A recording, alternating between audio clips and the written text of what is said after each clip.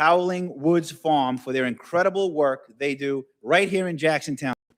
I also want to take a moment and acknowledge the Bureau of Rental Housing Inspection. In just their first week of inspections, they've already uncovered a significant number of issues that are now being addressed. I'm grateful for their work and their diligence, and I look forward to seeing the continued positive impact they will have on our community. We have a full agenda tonight with a lot of important business to get through, and I appreciate everyone for being here. Thank you. Councilman Borelli. Thank you, Clerk Martin. Also, congratulations to the Jackson 14U football team players and coaches. Our team is proud of you and your accomplishments, and keep up the great playing. And the Jets and Giants need some really good players, so maybe we can draft you a little early. But all joking aside, congratulations again, and keep up the great work.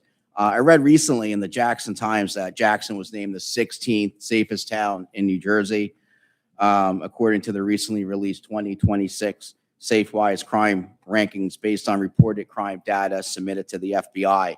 Our town has been recognized before by SafeWise as one of the safest towns around in the state of New Jersey. Thank you to the people who make this accomplishment possible, especially the women, the men and women of the JTPD. We are very thankful for all of them and support their efforts to keep our great town of Jackson safe and secure 24/7. See a lot of young people here and parents. Just a reminder, the 2026 Jackson Township Summer Camp registration began on March 11th. If you do not have a Civic Plus account, you have to create one if you want to register for summer camp this year in our town. Camp runs from Monday, June 29th to Friday, April 14th. And the link for it and the trip information is on the recreation page on the Jackson Township's official page. If you have any questions, please reach out to the Recreation Department at 732-928-1260.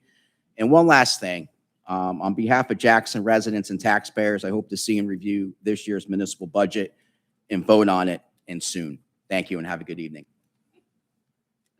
Councilman Bressi. Thank you. First, I want to congratulate the 14U football team, their parents, and their coaches for working with them and encouraging them to continue to make us proud. Be proud sitting there. Give it the best you can all the time.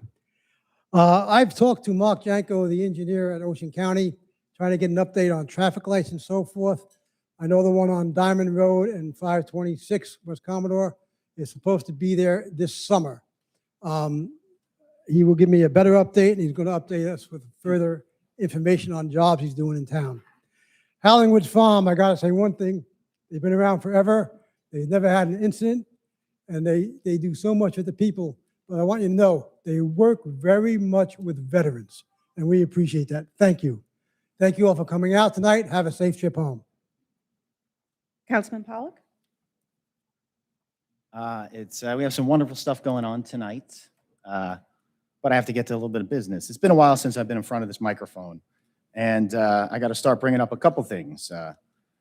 Still about our town's affordable housing plan and the overlay zones. I've asked repeatedly who these developers are, who's involved with the planning meetings. I still haven't received any clear answers.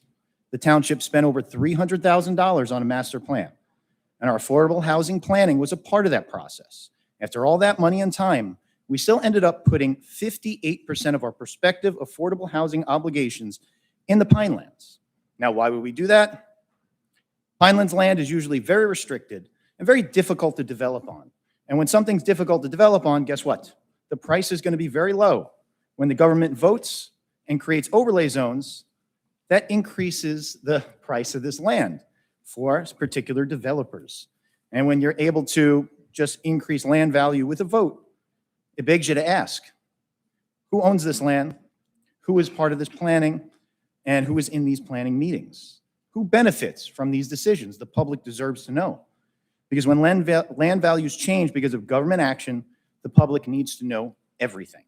You also kept a letter from the Pinelands Commission citing serious concerns and urging us to table the ordinances from myself and other council members voting on it. How transparent is this government, I have to ask? Secondly, one of the biggest issues in Jackson, of course, is development.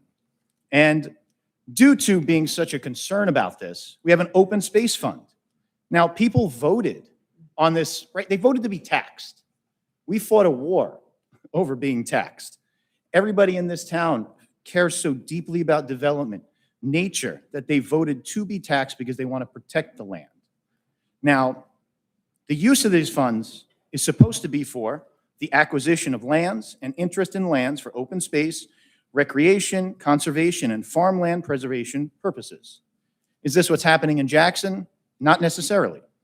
They've been using this fund as a secondary Parks and Rec fund to support pet projects. Things like pickleball courts, playground equipment, lawn care, and engineering fees for projects unrelated to land purchase and acquisition. And now I went through all the bills from January 2025 till now, and we've spent over $500,000 on things unrelated to purchasing land, which is what people are most concerned about.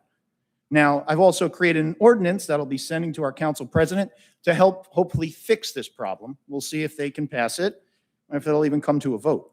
But I'm also very concerned about the financial future of our town and how we're spending our tax money. Now, I have some regrets, to be honest, as a councilman. I regret some of my votes. I regret voting for some of the spending, and I'm kind of regretting the vote for our business administrator. I regret voting for what I thought were vehicles for our police. A Chevy Tahoe purchased with public funds for the police appears to have been assigned to our business administrator. Now, I know he's been made our public safety director, but I wasn't aware of this. I don't think the public was aware of this. And this is after losing a $2 million lawsuit that had to do with that very role. And now there's a lot of things going on, and everybody wants to go and blame the people before you, but the people here have been in office for years. They ran with prior administrations. They've controlled the council. They were involved in these votes. I don't know if you can call yourself a leader and just blame everything on the previous administration. I think the public should be upset. They should come into these meetings. They should speak out. And I think we should bring back an old tradition and bring tomatoes to the meeting. And whenever you hear that word transparency, maybe you should throw it up front. All right? Because I'm sick and tired of hearing that word and not getting any. This is why I'm here. I'm not here to make friends. I'm not here to smile and shake hands. I'm here to question what's going on in this town and hopefully make things better. We need real transparency. We need real action from our officials, not hiding things, not doing things in the dark, not making backroom deals. Because that's what's happening in this town, and I'm here to call it out. Have a great night, everybody.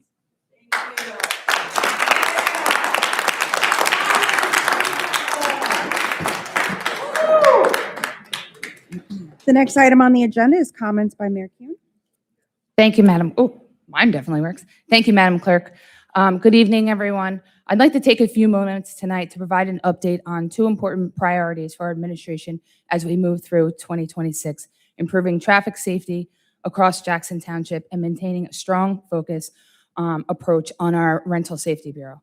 First, regarding traffic safety, the administration continues to prioritize infrastructure improvements that directly impact the daily lives of our residents.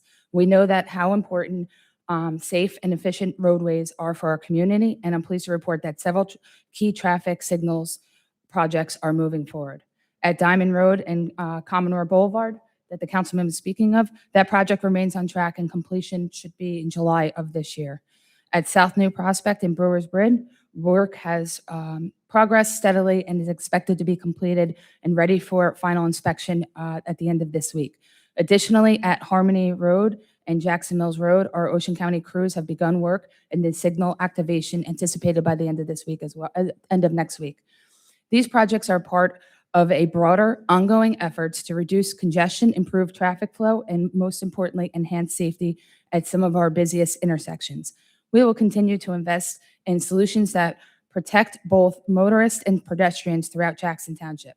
Equally important and a top priority for this administration in 2026 is to stay focused on the strength and effectiveness of our Rental Safety Housing Bureau. I'm proud to announce that a Jackson Township Bureau of Rental Safety and Inspections is now fully staffed and officially operating. As of March 16th, inspections are underway.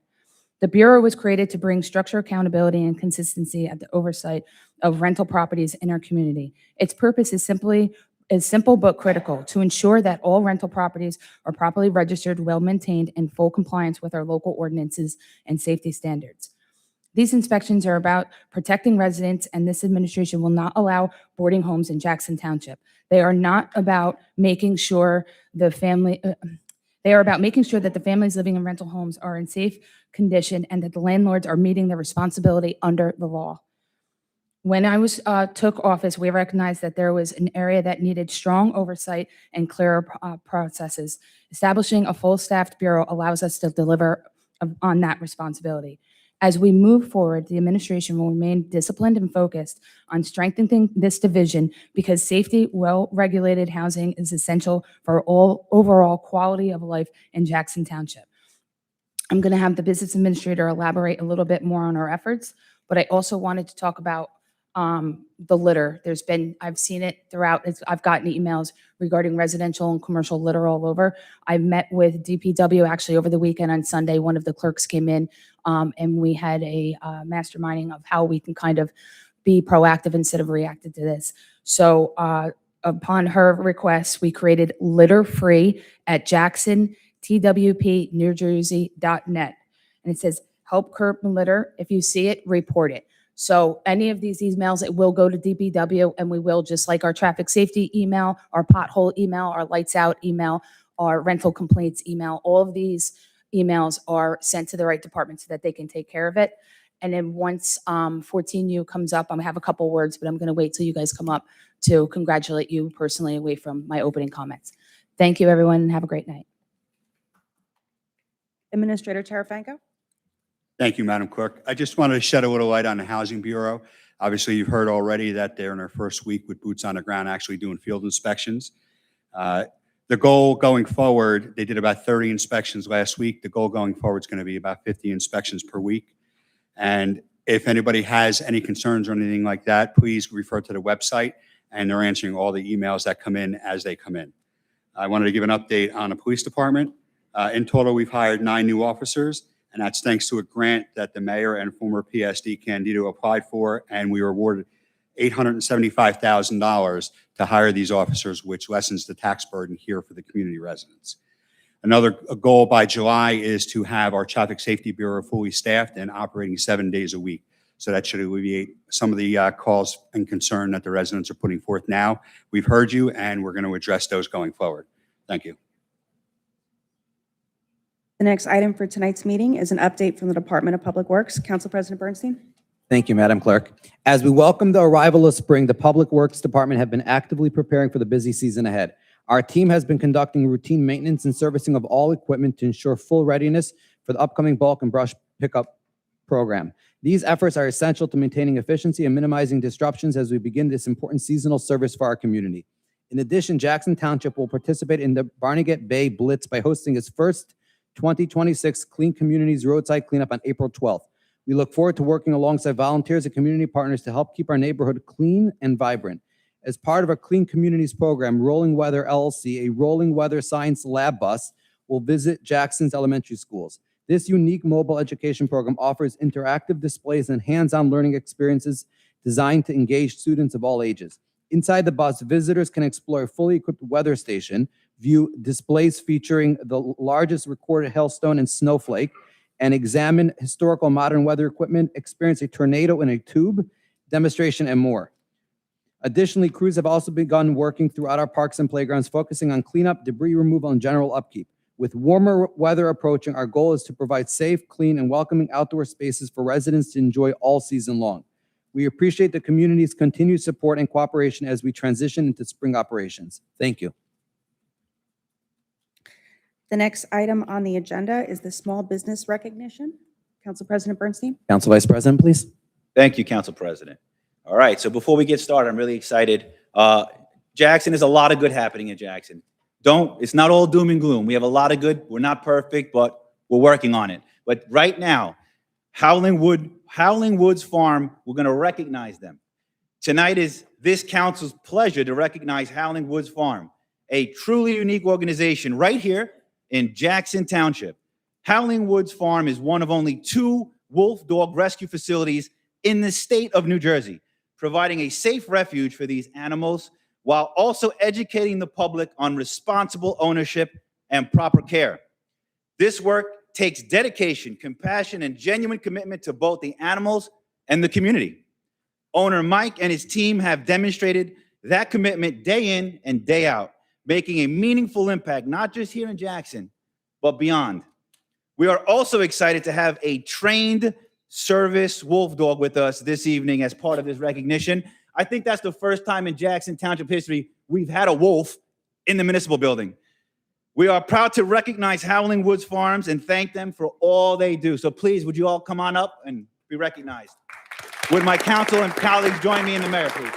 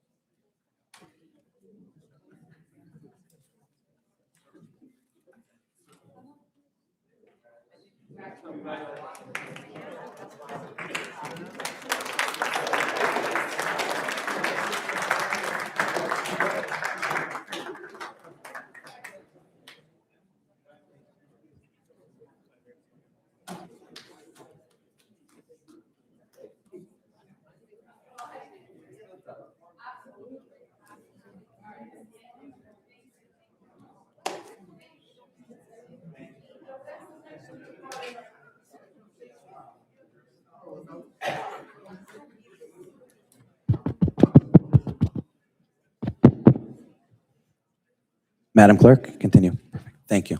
The next item on the agenda is the Certificate of Achievement portion. Council President Bernstein? Mayor Kuhn. Thank you. So we are honored to welcome the Jackson Jaguar 14U team here tonight to receive those well-earned certificates of merit. And I am proud to stand alongside the council and recognizing each and every one of you for this outstanding accomplishment. On behalf of Jackson Township and as your mayor, I want to congratulate you on an incredible 2025 season and for capturing the New Jersey American Youth Football Championship title. Your 22-0 victory over Manalapan was a true reflection of your discipline, teamwork, and pride in your bringing home to your community. I also just want to say, this is, you guys, it's your 14. Some of you, I've heard from your coaches, have been in the program with the Jackson Jags since 5U. So you guys have grown up together. This is an amazing, amazing, we always love having the kids here, and we love to give you merits of achievement because it really is an accomplishment. It shows teamwork, leadership, and working together to leave no man, as they say, left behind. And I would just ask that any future council or any administration continues to bring these 14Us. This is their last year. Some of them may continue to do football and to do their sports, but this is really the end of their group, their time together as a team, you know, growing up, some of you guys together. So I really think it's great, and I'm super excited to give you guys the merits, but thank you. Let's go, Jackson. Yeah.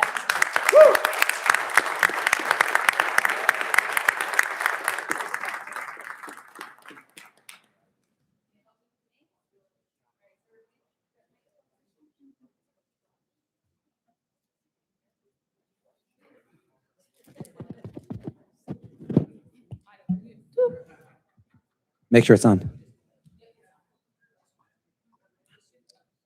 Nate Basin, Coming up.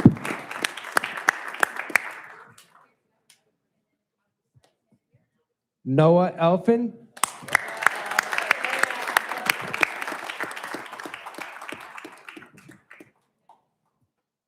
Braden Berkeley,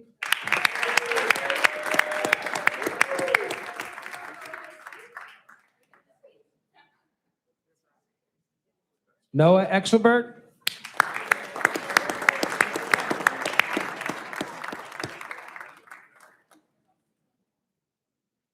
DJ McDaniel,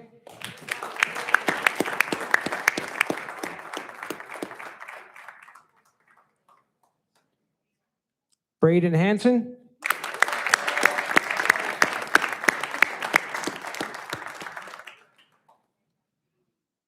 Ben Johnson's not here.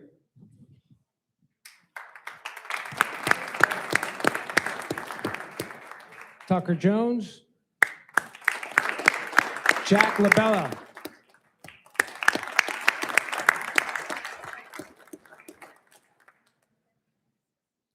Jacob Lamagra.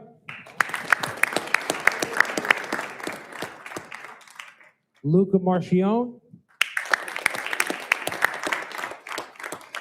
Dante Martin.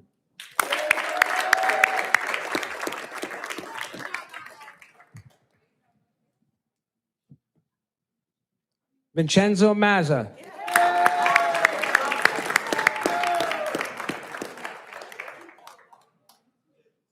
Liam McKenna.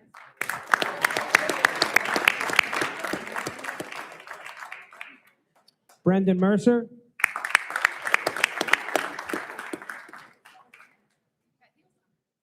George Roscoe.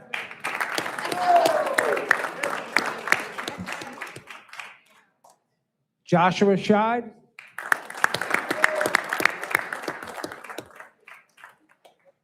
Christian Simmelcare.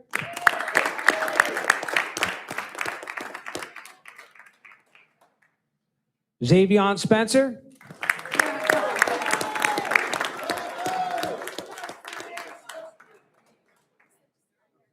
Christian Tucker.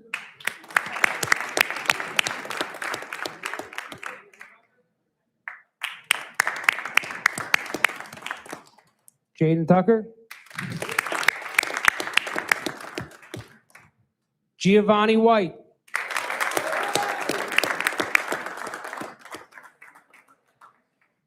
Xavier Williams.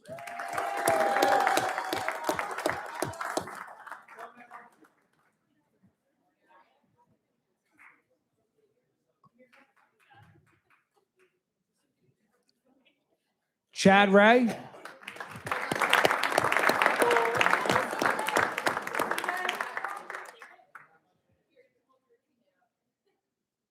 Mike Giorgiano.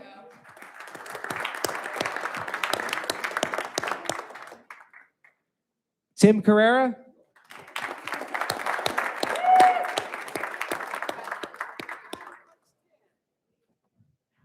Jonathan Berkeley.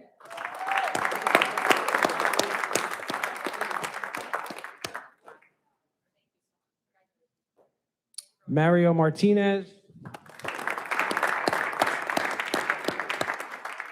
Matt Smith.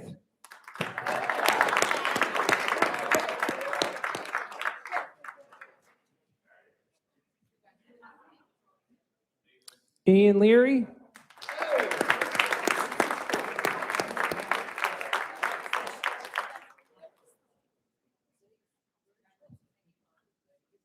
Jack Clark.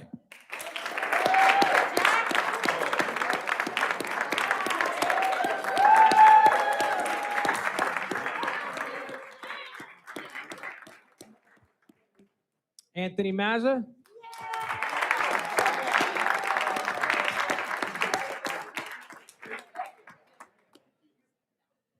Aaron Exelberg.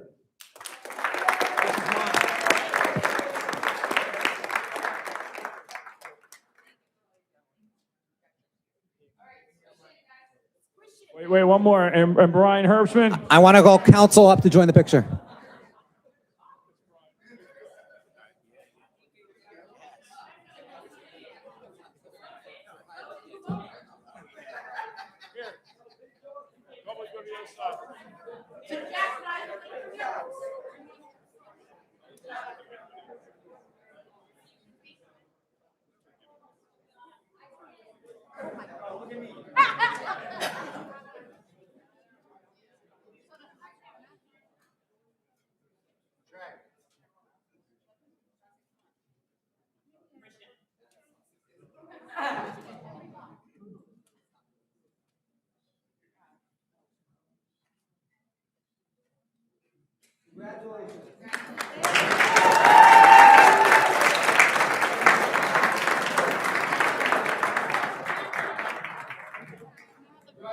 Madam Clerk, we're going to take a 60-second break just for anyone who's interested in staying. Feel free to stay. If you're here, feel free to leave.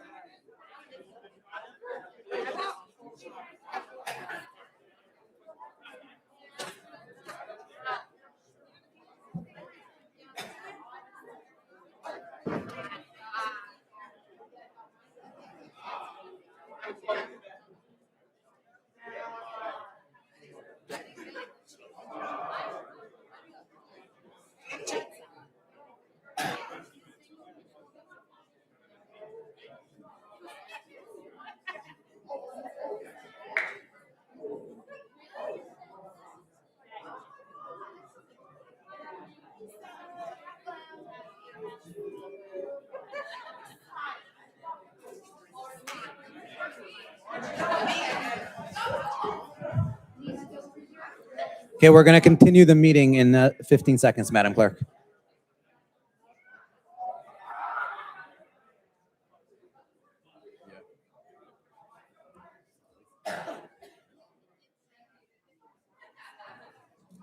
Oh, that's me next. Yeah. Madam Clerk, that's going to be next. He's not here, but he's going to read it. Okay, we're going to continue the meeting. Feel free to continue talking in the hall and celebrating. Congratulations again. Madam Clerk, we're back on air. Thank you. The next item on the agenda is the proclamation portion. Council President Bernstein? Council Vice President Palmieri, if you don't mind. Right. We just restarted the meeting. Mayor? Council Vice President, go. Proclamation, Township of Jackson, whereas the basis for this continuity of any society is education, and in the great Township of Jackson, the education of our youth is a priority. And whereas in order to achieve its highest goals, education must not only impart knowledge, but also teach students how to live, forming and strengthening their moral character to make a better life for themselves as individuals and for society as a whole. Imparting moral and ethical values that have been the bedrock of society since the dawn of civilization, including the values known as the 7 no-hide laws, and whereas a global spiritual leader and leading advocate for the advancement of education, the Rabbi Menachem M. Schneerson of righteous memory, stressed that a moral and ethical education empowers every individual to develop their full potential in making the world a better place. And whereas such an education can nurture the unity of diverse peoples through encouraging increased acts of goodness and kindness, imbued with the awareness that even a single positive act of an individual can change the world and usher in an era of global peace. And whereas March 29, 2026 marks 124 years since Rabbi's birth, and this year marks the 76th anniversary of his leadership of the Chabad Lubavitch movement.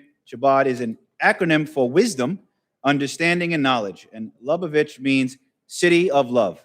And whereas Education and Sharing Day is observed each year on the Rebbe's birthday in recognition of his contribution towards education, morality, and acts of charity around the world. Now, therefore, the Mayor, Jennifer Kuhn of Jackson Township, do hereby proclaim Sunday, March 29th, 2026 as Education and Sharing Day in the Township of Jackson, and call upon the government officials, educators, volunteers, and citizens to work together to create a better, brighter, and more hopeful future for all.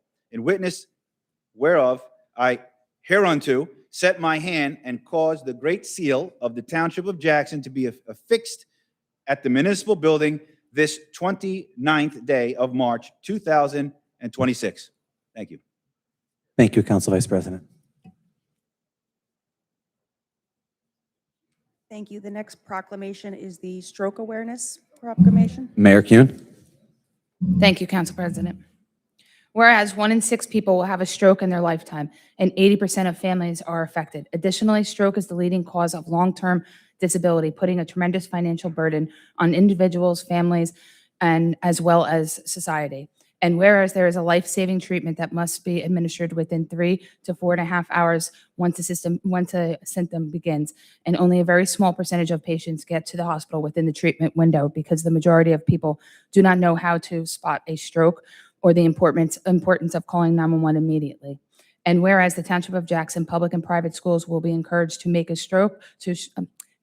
stroke smart, spot a stroke, stop a stroke, save a life, part of the training for all students, facilities, and families. And whereas all of the Township of Jackson health and safety focused entities such as hospitals, clinics, physicians, medical practices, health departments, pharmacies, fire, EMS, public safety and social services, and the Department of Aging and all city employees will be urged to participate in the improving the Township of Jackson stroke literacy to educate all of its employees, volunteers, and associated communities. And whereas the Township of Jackson community, including businesses, civic organizations, senior communities, faith-based organizations, will be encouraged to participate and contribute to a stroke smart, spot a stroke, stop a stroke, save a life campaign through the active citizenship efforts. And whereas the goal is to educate everyone in the Township of Jackson about a stroke recognition and the importance of dialing 911 immediately, and therefore reducing the onset of a stroke to 911 intervals to be measured by EMS and local hospital systems, and there be a model for the community, cities, Commonwealth, and states as well as the nation, thereby advance the vision of a stroke smart America. Therefore, in the support of making the Township of Jackson stroke smart, I, Jennifer Kuhn, Mayor of Jackson Township, do hereby proclaim on this day, March 24th, 2026, the Township of Jackson will herewithin be stroke smart, listed as Stroke Smart Jackson Township. Thank you. Thank you, Mayor. Mayor, is there someone here? Is there anybody here to accept this? Oh. Yes, I just want to make sure.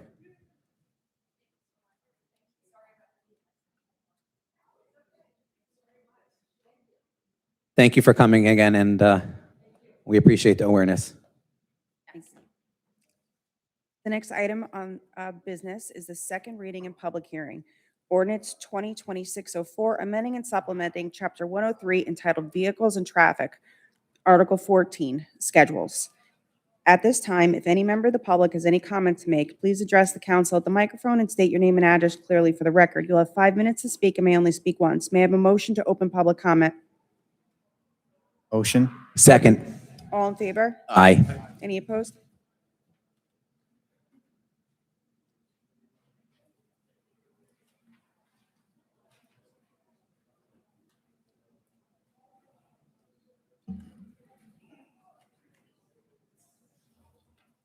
Eleanor Hannum, Jackson, New Jersey.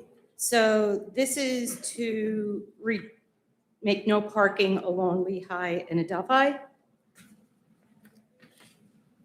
Yes? Correct. Okay, is it both sides of the street?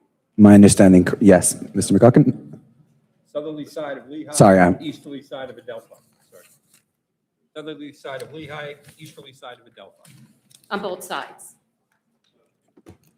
South side of Lehigh, easterly side, Adelphi.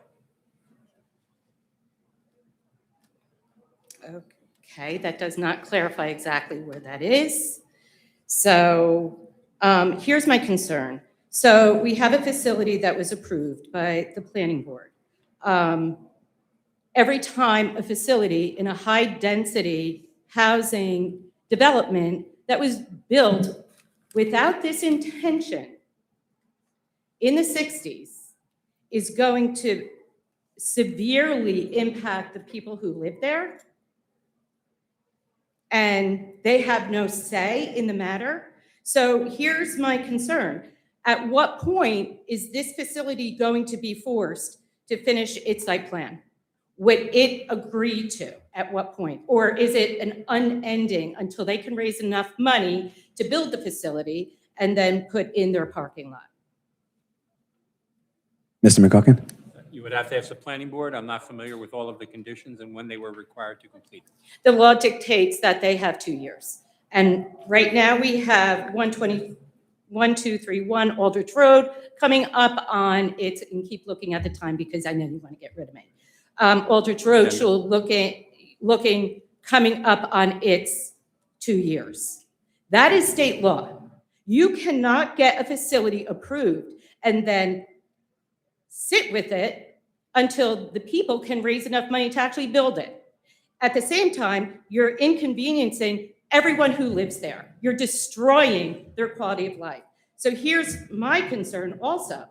This is an equal protection argument because now you have people who cannot park in front of their own homes when they have, I don't know, Christmas dinner, Thanksgiving dinner, or I don't know, the Super Bowl game. They can't park, their guests can't park, so their elderly mother and their disabled sister has to park blocks away to accommodate a facility that this town is going to allow to do absolutely nothing.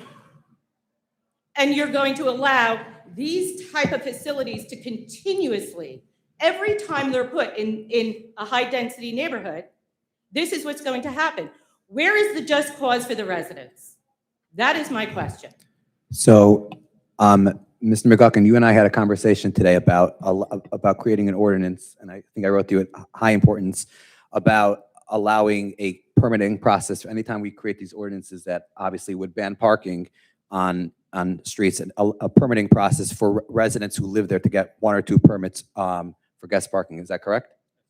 Okay, so that's something we are looking at right now. 1 or 2. I had my St. Patrick's Day dinner on Saturday with my family. I had 6 cars. I have a double-side 100-foot driveway. I can accommodate it where I live. These people cannot. At the time that this was built, this development, families had 1 car. It was built that way. So, Ms. Hannum, I would support, and again, I can't speak for the attorneys and for my colleagues on council, I would support that the resident has the ability to request guest parking for events. Permit parking, I'm not a lawyer. I will leave that to the attorney, what the legalities of that are, but I'm okay with I don't want to use the word unlimited, but higher than 1 or 2. But that was a conversation I had with Mr. McGuckin today.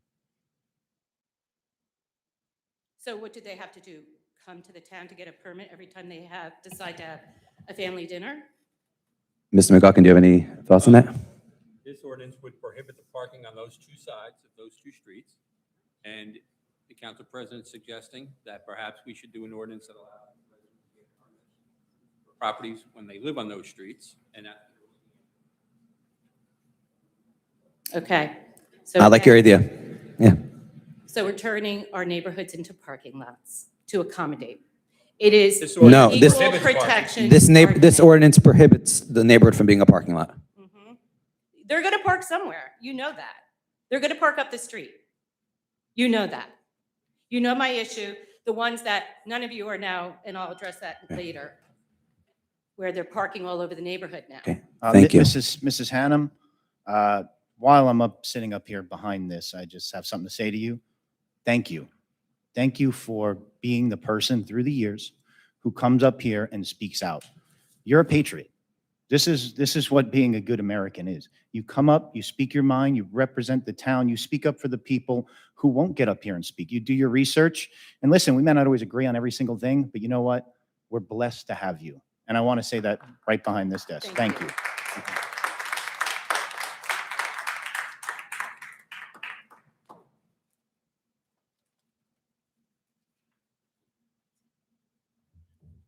Okay, I wasn't going to come up and speak on this application, but comments that were said, I cannot just let them go. Last year, when the current mayor proposed a permitted parking against municipal or county roads, you were in favor of it. When discussion about permitted parking that they were discussing in Howell, you said, I will never support permitted parking. That's not what I said. Yes, it is. And now tonight, you're going back to, you're going to accept permanent parking. So which way? Are we So, going? that's not what I said. What I said was, and I spoke to a couple of residents. Couldn't support. I said at this point, and I spoke to my colleagues on council, multiple colleagues on council, is that the consensus on council was that there was not support to ban parking overnight on our residential roads throughout town. I said that was something that at this point, I didn't say no to it, but I said I grew up like that in Ohio. I said I personally, okay. But either way, as we learn more, as we learn more, we're all human beings, and I think. And I will tell you, permanent parking is not the way to go. As Ms. Hannum said, they're public streets.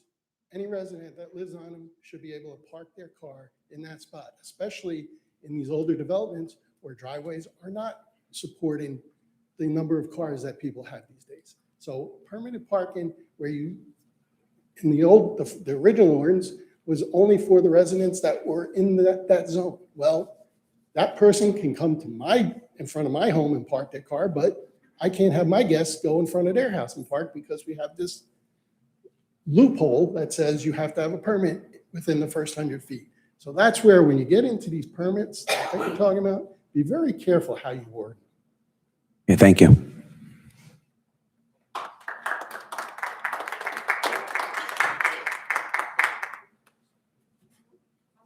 Real quick on this ordinance. Sandra Wambachano, before you cut me off. We strive for a place to ride. Everything you're doing right now is unconstitutional. I keep saying it. You're putting in orders, you're putting in permits, you're putting in all that. That's the way you think you're gonna tell these people to pay more money on top of the taxes that they are already paying? I don't think so. Wait for what's coming though.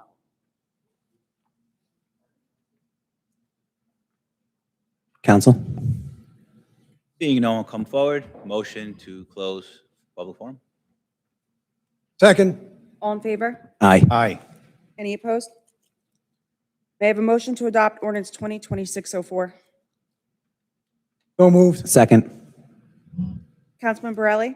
From what I know, have read since the first reading on this, the planning board, like Ms. Hannah mentioned, they granted approval for future construction at the stated location in the ordinance. However, it hasn't happened yet, but it's still operating without the required approvals. This is a zoning issue that needs to be fixed and not be seeking a temporary parking fix from the governing body. I think voting yes on this would set a bad precedent. We've got to stop putting Band-Aids on these matters that come before us that don't even have the zoning approvals to operate yet. So I'm voting no on it.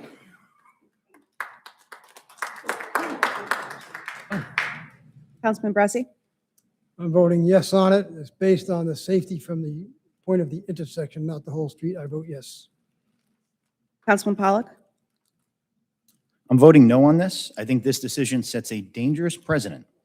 Every time a building like this is forced into a residential neighborhood, it can lead to parking restrictions that unfairly burden the people who already live there. I'm not sure how any of this is fair to the residents who live there. You're disrupting neighborhoods, sometimes allowing these buildings to operate illegally. And we bend over backwards to ensure they get approved. If these developments are going to be imposed in our residential areas, they must include their own adequate parking. They shouldn't be allowed to operate at all without a proper CO. I have to ask, how is this place not shut down? How are we operating? We have our current mayor and council president spent a lot of time blaming the former administration for lack of enforcement. And now you're in control of the administration, you're in control of the council. And it feels like some people in this town play by a very different set of rules. We're watching our town radically transform right before our eyes. And it's driven by rich and powerful outsiders from places like Lakewood. They throw around their money and political connections to upend our way of life. We've seen it and they admit it openly. We got groups demanding, give us what we want or we'll sue. This is what we're dealing with. Even if they're doing something illegal, that's the craziness of it. And we just allow these things to happen because we're afraid of a lawsuit. We have to put our foot down sometimes. We have to find them. We have to stop these things from happening. It's just, everybody sees it. No one in this town is blind, but nobody has the balls to stand up and say something that's in a position of power. We need to do something, and we can't change the rules for the people who are not doing the right thing. I vote no. Council Vice President Palmieri? So I talked about this when we had the meeting at the middle school, and I brought up all my concerns about this. I actually used the term Band-Aid then. I said it would be immediate relief, but I don't think this was a solution that we could just do all the time. I had a lot of concerns, and I did speak with residents over the last month and a half, and they've all expressed that this wouldn't be something that could fix issues around town. So I will also be voting no on this.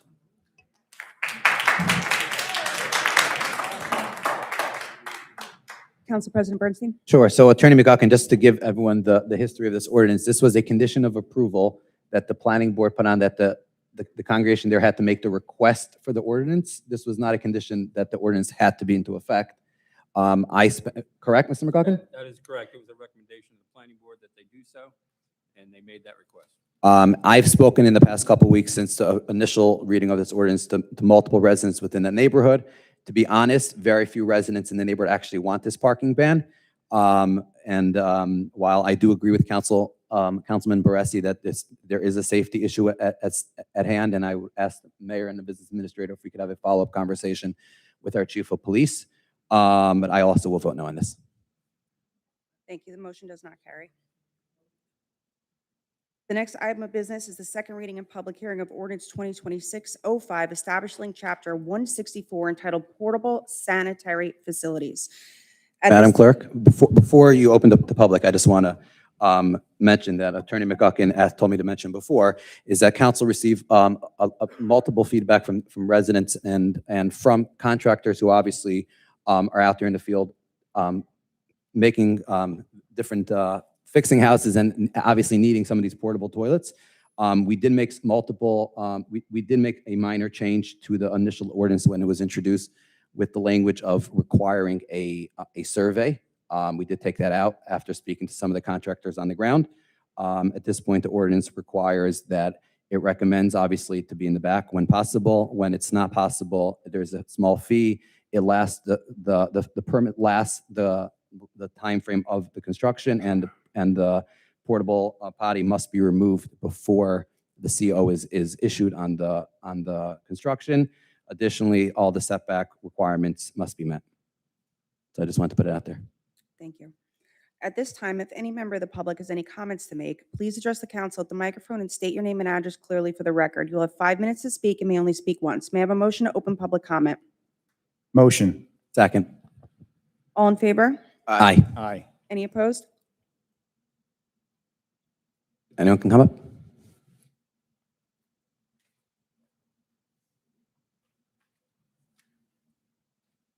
Aaron Hirsch, Jackson, New Jersey. You would like to thank Council President Bernstein and Councilman Pollack and all the other councilmen for working with us. We had a few discussions about this, and we really appreciate here representing CJAB, Central Jersey Association of Builders. We represent about 1,000 local construction professionals in the area, and we really appreciate everyone working with us and keeping the intent of the ordinance together with understanding the perspective of the contractors. And I would like to thank you, and I hope we could work together in the future. So again, Mr. Hirsch, thank you for reaching out. It was a pleasure, and we had a lot of back and forth, and you stayed on point. Yeah, I think you understood the perspective of, obviously, it sounds like you're a Jackson resident yourself, the quality of life that I think residents are demanding in their neighborhoods, and I appreciate the communication that you had. Thank you.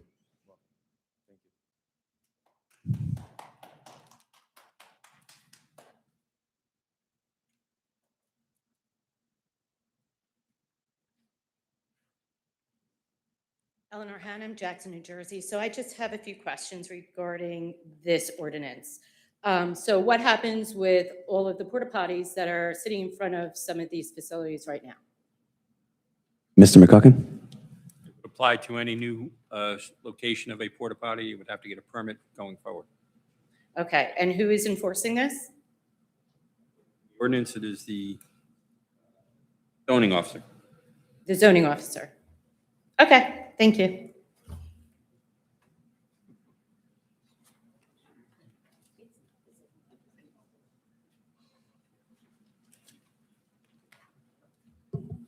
How you doing? Steve Fostek, Coga Lane, Jackson, owner of Clean Seat Portable Restrooms.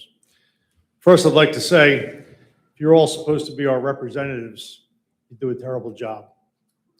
I sent a letter to each and every one of you including the mayor. The only one I heard back from was an email from Mr. Bernstein, and it was only a couple sentence email, but at least he acknowledged he received an email. And then Mr. Pollock had reached out via text message after I was complaining to somebody else.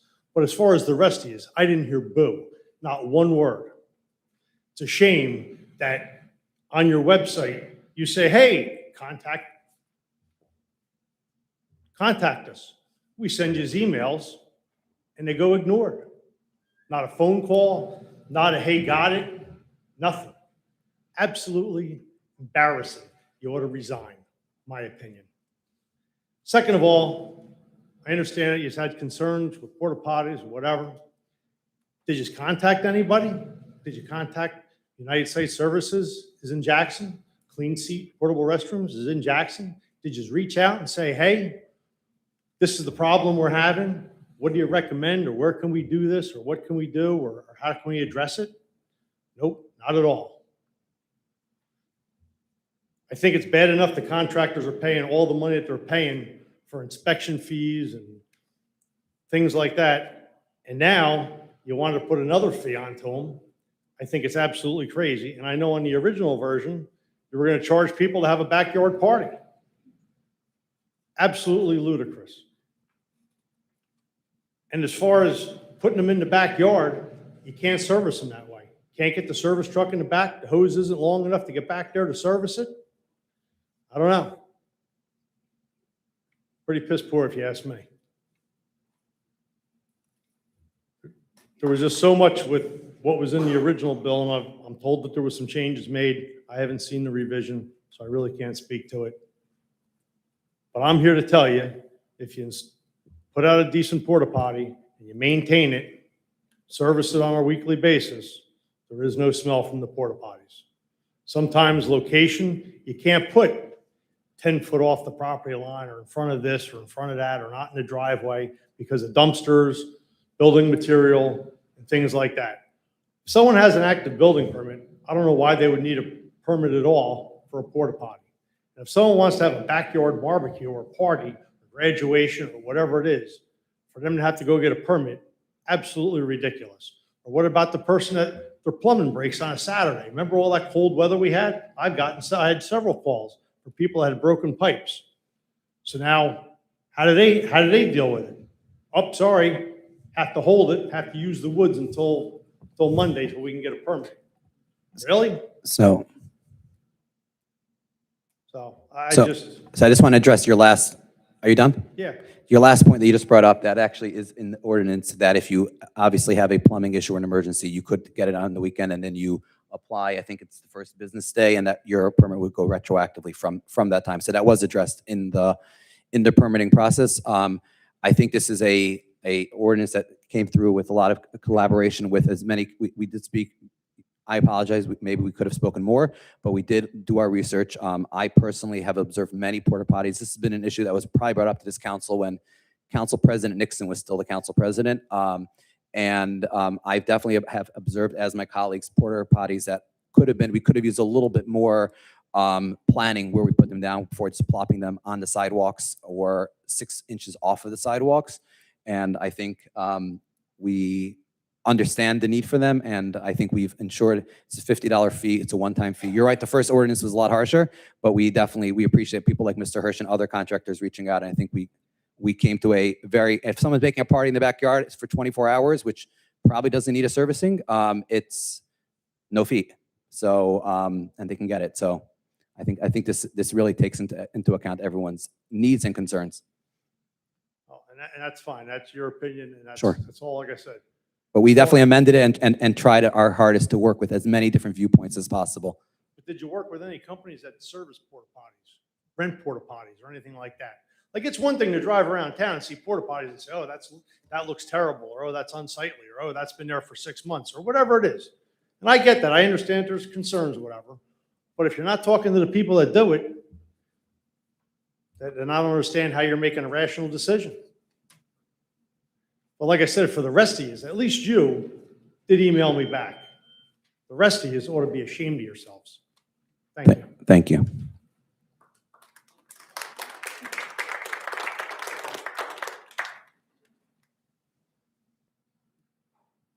Good evening. My name is Brandon Rose, Jackson Township.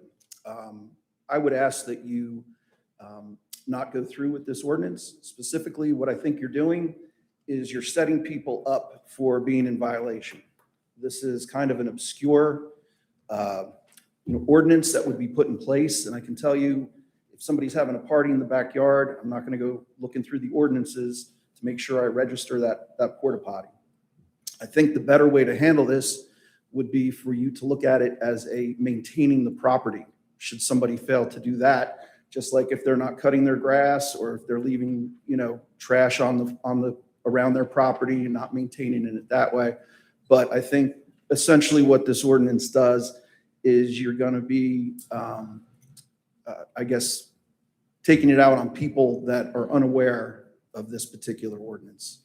And my last reading of it, was that you'd have to get a fee, or you'd have to pay a fee to get a permit, but I understand that was removed. I understand your intent. I get it. You want to maintain a nice area, and people do have, I guess, some problems seeing the porta potties there. But for a construction site or somebody that's having a 2-day party or a day party, I think to have them jump through the hoops to get a permit to have one of these, I think it's really not helping the town. So, Mr. Rose, I just want to address one thing you just mentioned. I know a couple of years ago, the council passed an ordinance requiring a permit for a dumpster, and it was amended. Originally, it required a survey. There was a lot of, I think, pushback and questions that various contractors came up with. And I think, and Mayor and Business Administrator, if we could just clarify this, you can file for such a permit online. I think the contractors I think it's been a pretty smooth process from the people that I spoke to in the field. Again, obviously everyone has their own personal experience. I think the process over here is going to be a similar process. I'm hoping that we can do this online also. We're not looking to make people's lives miserable in people's backyard. I think everyone here is very much recognizes people's property rights. But we also do have situations where people are getting for summers and getting for long-term. And there are wonderful companies out here, and there are some companies and there's some homeowners which unfortunately are abusing it. And it's definitely been something which has been brought to this council's attention. But yeah. Right. I understand. I understand the intention behind it, but I think sometimes the unintended consequences end up hurting the actual citizens of the town. You mentioned a dumpster. A dumpster is a much larger, usually a much longer period of time that they're left on a property. I think the porta potties generally are construction where, the whole property is being used, or a party for maybe, a weekend that they have it. So I would just ask that you consider that and take that into account when you vote. Thank you. Thank you. Council? No one come forward? Motion to close public forum. Second? All in favor? Aye. Aye. Any opposed? May I have a motion to adopt ordinance 2026-05? Motion. Second? Councilman Brelli? Regarding this ordinance, I want to thank the residents who did come forward to speak on the matter. I voted no on this on the first reading. I'm not against the property owner having a temporary porta potty if they need to for construction or home improvements, et cetera, but concerned about it presenting a detriment to their neighbors and affecting the aesthetics of neighborhoods in our town. Still concerned. However, I do understand the purpose of regulating where porta potties can go with property setback requirements. I'm all for that. We don't have anything on the books right now concerning this issue, and now with doing this, we will. It's something. Looked around, and a lot of other towns in our state don't have this kind of ordinance on the books. So also concerned about the length of time of these construction permits that the porta potties can be used for, and that is being addressed in this ordinance. I recommended requiring porta potties be removed before major storms and screen the porta potties from public view. I think the porta potties should have only one place on a property, and that's in the backyard. But if it's going to be placed, or it can be only placed in the front or side of a property, particularly because of service and maintenance reasons, because the hose can't get back there to clean the porta potty, I think we should just specify where the units can't be placed. And in this case, and in this ordinance, they can't be placed on a sidewalk, street, or right away. And we are addressing that concern as well in this ordinance. And like everyone up here on the dais, I'm a strong proponent of property owner rights and having the least government overreach as possible. We have to revisit this ordinance like any other ordinance that goes into effect. To tighten it up, we can always do that on the council, like with any other law, in order to protect the quality of life in our town. So I vote yes. Thanks. Councilman Bressy. Yes. Councilman Pollock. Like to say, it's really nice seeing a healthy debate over porta potties. I'm voting no on this. I think there's been really great debate. I appreciate the public input. I appreciate all the changes that were made. You know, there are real abuses happening, and that's why this is coming to light. We've seen porta potties used as secondary bathrooms for overcrowded homes. They're tied to illegal pool rentals. Some people leave them sitting in front of their yards for extended periods of time, and that does need to be addressed. We also have to recognize that not everybody is abusing this. Some residents have legitimate temporary needs, construction, home repairs, septic issues, emergencies. Where I think we're going wrong with this is we're adding more government, we're adding more bureaucracy, and we're adding more fees. Like construction sites, they're required to have these. Now we're saying you have to have it, and then you have to have a permit, and then you have to pay us. I think that's a bit of government overreach. As I do this more and more, I value liberty more and more, and I'd like to keep representing that up here. I'm voting no on this, but I do appreciate that we're trying to address this issue, and I hope we can come to a good common ground. Everybody coming up and speaking, thank you. Council Vice President Palmieri. So I do support this ordinance, and I'll tell you why. Right now, it's unregulated. So anybody can have a porta potty for as long as they want, wherever they want. It can be right up on your property line. So when you get out of your house and it's not your porta potty, but it's your neighbors, they can have it right in front of your property line. You're pulling out of your driveway and you have a porta potty there forever. We have illegal pool renting in this community. We know that. I've seen porta potties in your backyard for 4 months. Construction sites, no doubt. You need it, you have it. We're not limiting how long you can.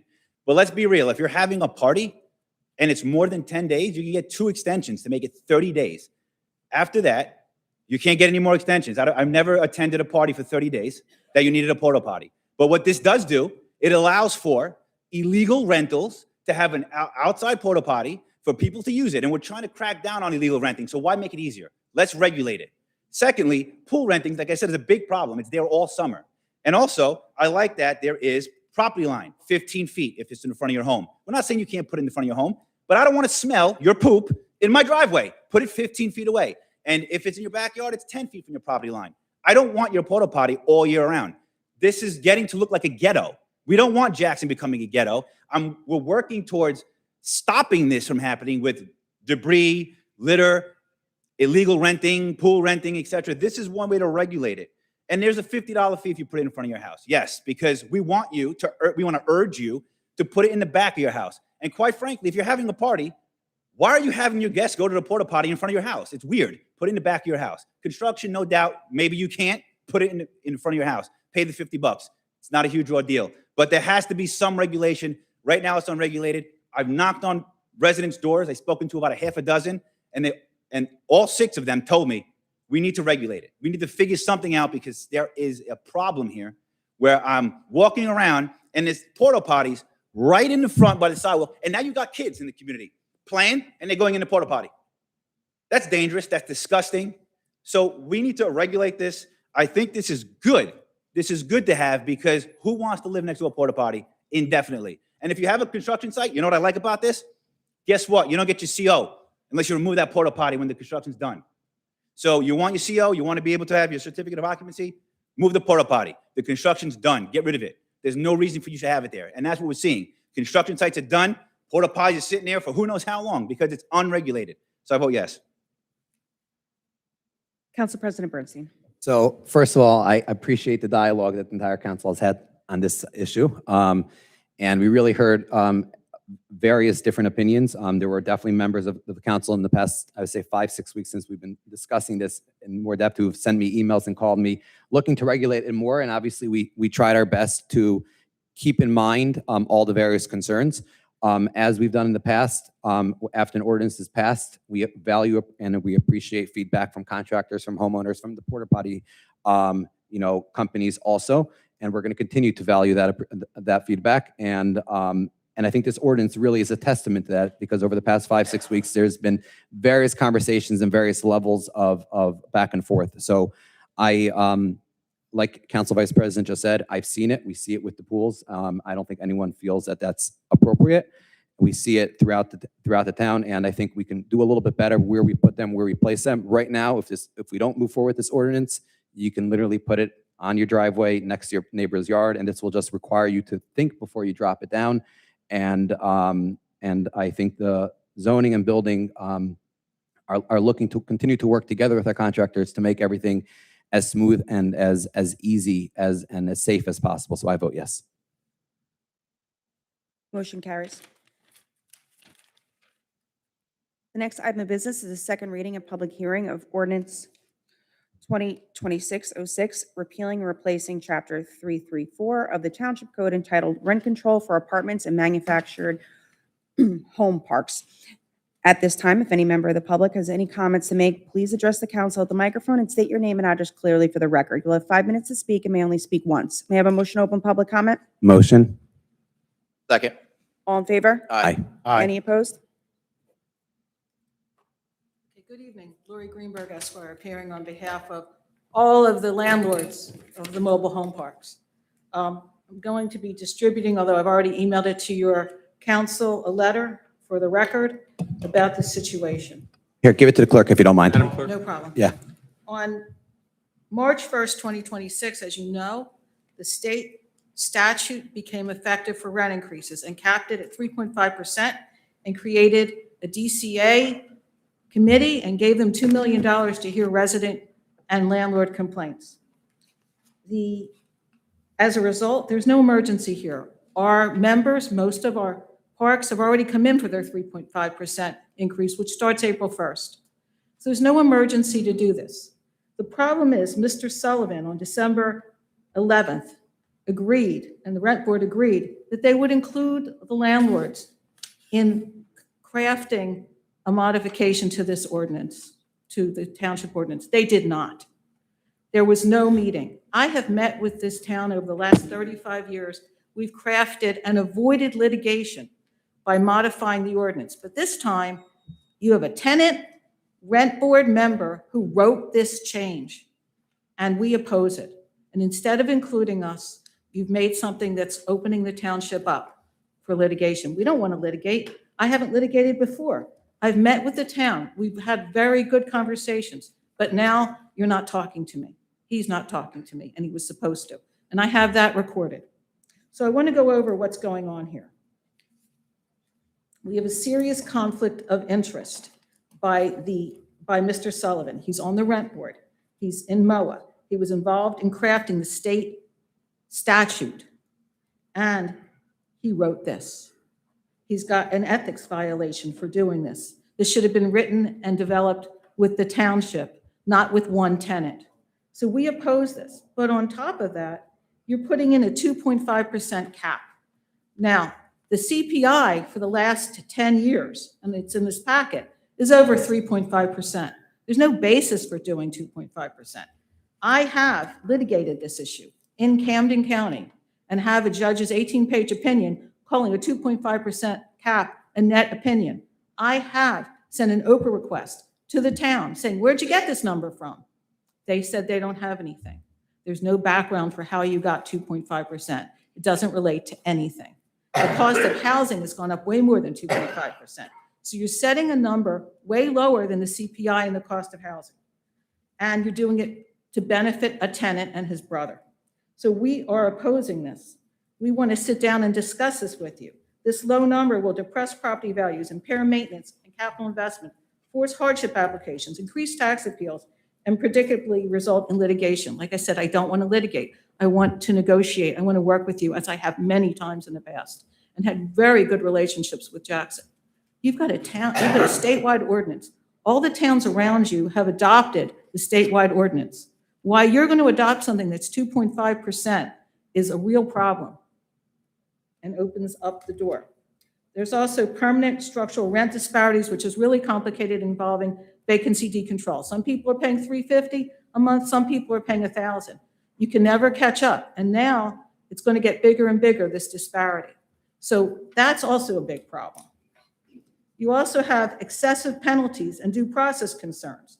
If the landlord does not pay a fine within 30 business days, even if they're opposing it, they lose their right for vacancy decontrol for 5 years. This was drafted by a tenant. So if we disagree with you and that tenant who sits on the rent board and gives us a fine and we don't pay it, we lose 5 years of vacancy decontrol. You tell me how that's legal. Also, there's increased administrative burden and fiscal harm. The DCA is ready. It's got committees. It's got $2 million. Instead, you're going to have Jackson spending money on litigation and on hearing these rent control hearings and on hearing all of the complaints that are going to come through from the landlords. We don't want to do that. We want to sit and talk to you. I've reached out to you to try to talk to you. Instead, I hear you say, I'll see you in court. I go, yeah, you will, but that's not how it's supposed to be. We're supposed to work together as a partnership. I've got 8 landlords. They own lots of property. They're paying lots of taxes. I'm going to lose my time.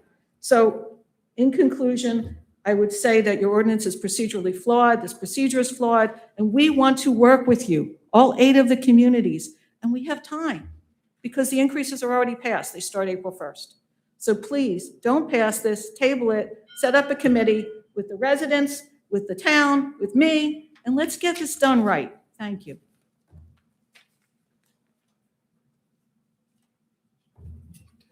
Hello, everybody.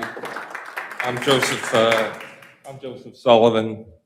I'm the boogeyman that was just mentioned before, the tenant that's out of control, according to Ms. Greenberg.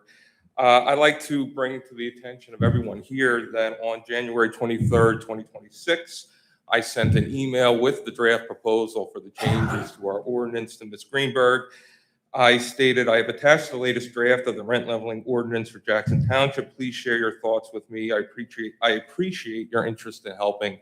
Regards, Joseph Sullivan, Chairman, Jackson Township Rent Leveling Board. And I can provide that email to anyone on the council, the mayor, administration, or our attorneys.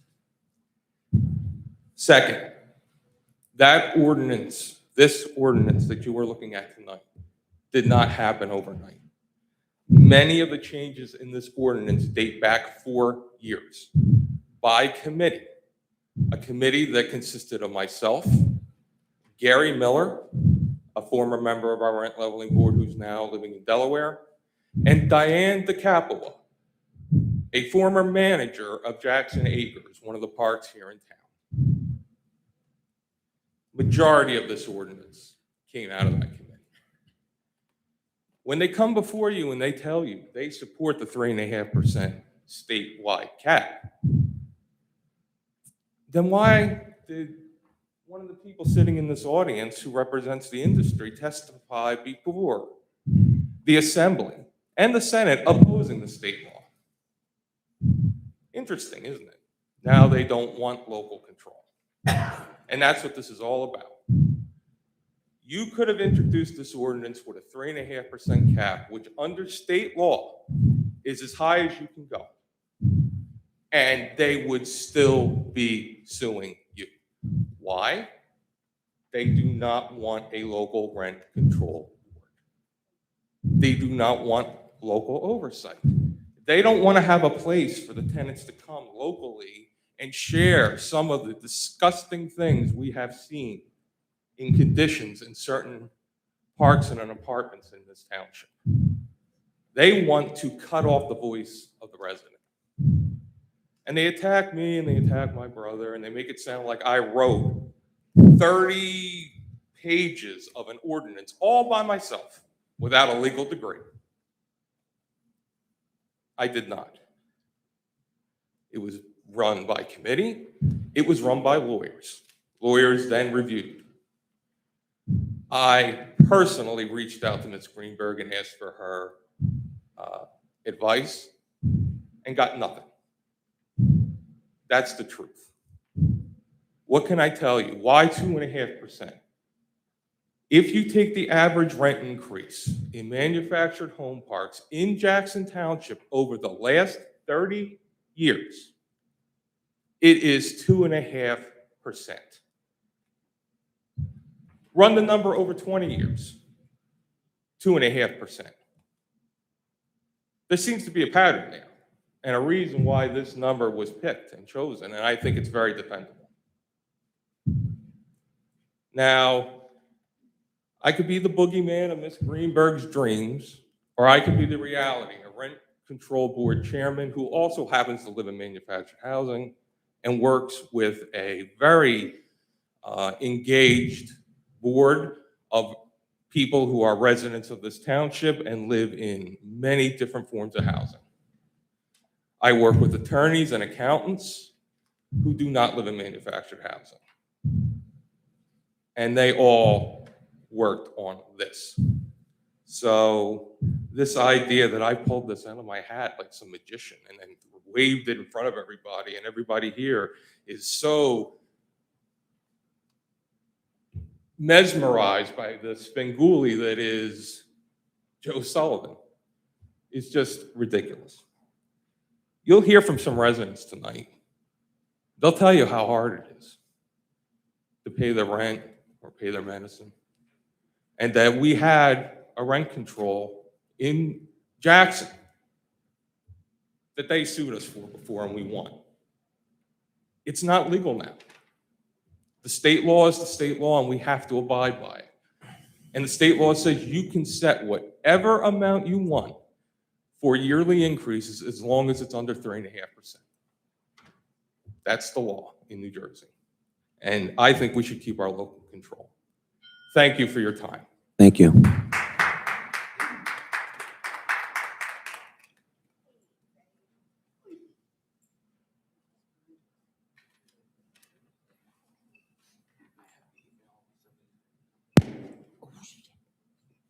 Good evening, everyone. Shari Williams, President, Fountainhead Homeowners Association, Fountainhead Park. 2.5% is a good raise. 3.5% would be absurd. When you consider that the majority of the parks in Jackson and even in the state are for seniors, fixed incomes, possibly ill health. They can't go out and get a second job even working. I couldn't even tell you how many people I know from my park that have had to get part-time jobs at Dollar Tree because the Social Security raise is not keeping up with the raises that they're getting on their utilities, on their rent. I'm very lucky. My husband's retired military and a veteran and has disability. So I'm in one of the, thank you, I'm in one of the good situations, but too many of the residents in Fountainhead are not. I'm consistently helping them to fill out applications for life, for the telephone, the gas, anything they can get for services. I've helped people to get to food banks outside of Jackson when Jackson is not able to be there enough for them. 2.5% is more than enough. And the last time this ordinance was worked, it gave the advantage to the landlords. They were able to extract additional fees from residents for pets. For pets that didn't even leave the home, they were getting a monthly fee for. So the idea was for them to have this extra money to be able to make improvements in the park. We managed to get 2 or 3 potholes filled before the last meeting. That's the maintenance in Fountainhead. They don't cut dead trees, not in a timely fashion. They get cut eventually, but not until branches have fallen. They expect the residents to take care of that. These are people that can barely even buy food every month. They're not going to be able to pay $2,000 per tree. And that's what, I can't even remember the name of the company now, top of my head, but that's what it costs to take down a tree. We've got ruts in every road from where the gas company came in, and the asphalt has sunk down. It has become a hazard. We have to walk in the street because there are no sidewalks like they're supposed to be, because the town never enforced their own ordinance requiring the sidewalks in Fountainhead. Different phases were not supposed to be completed. or even begun until certain things were done in the first phases. The town they never went after any of that was in the ordinances, and they never enforced any of it. We've got curbs that are crumbling. People with walkers cannot even walk down their driveways and go down their curbs because they're crumbling. There's the grounds are not properly graded. There are, I don't want to say divots, bigger than a divot, where water is collecting and ground is saturating, grass is not growing. People can't maintain that. The grounds by ordinance have to be leveled.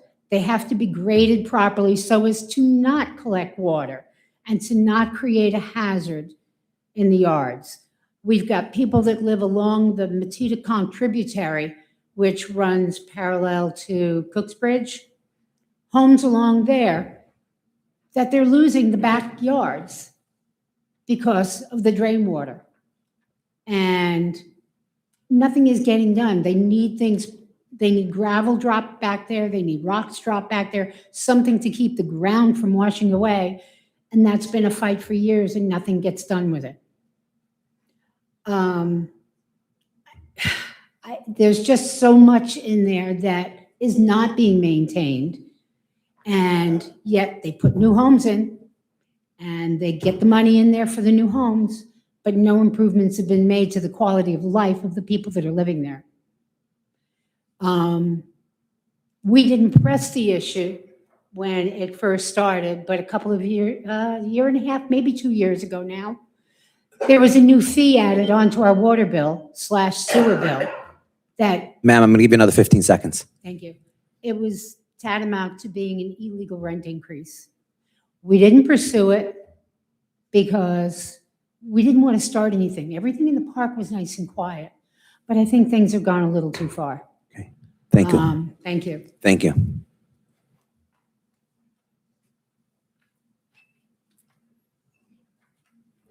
Carlos Martins, Jackson, New Jersey. I don't live in the housing that's being described here, but I have a lot of friends that do. I live by Oak Tree Development. And speaking to my friends, many of them, yes, senior citizens, disabled, a lot of issues. I do consider, and I hope you consider, the 2.5% to be more than adequate, especially when you consider the services. Tell you a story. I like to tell stories.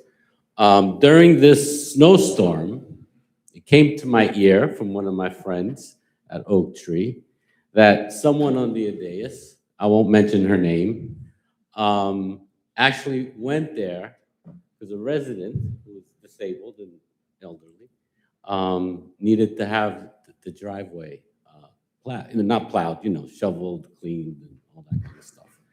And one of my friends called up the township and complained, and that person with, I think, a crew went there and physically cleaned that up. I mentioned that because it's an example of the services. I think you've heard from me, the other resident, the type of services that even 2%, whatever the price, they're not getting it. You just drive around there, you can see that, the complexes are not maintaining and doing what they're supposed to do, as it is. And now they're getting the increase. So I just want to give that testimony to some of the friends that to mention some of the friends that I have. Thank you. Anyone else?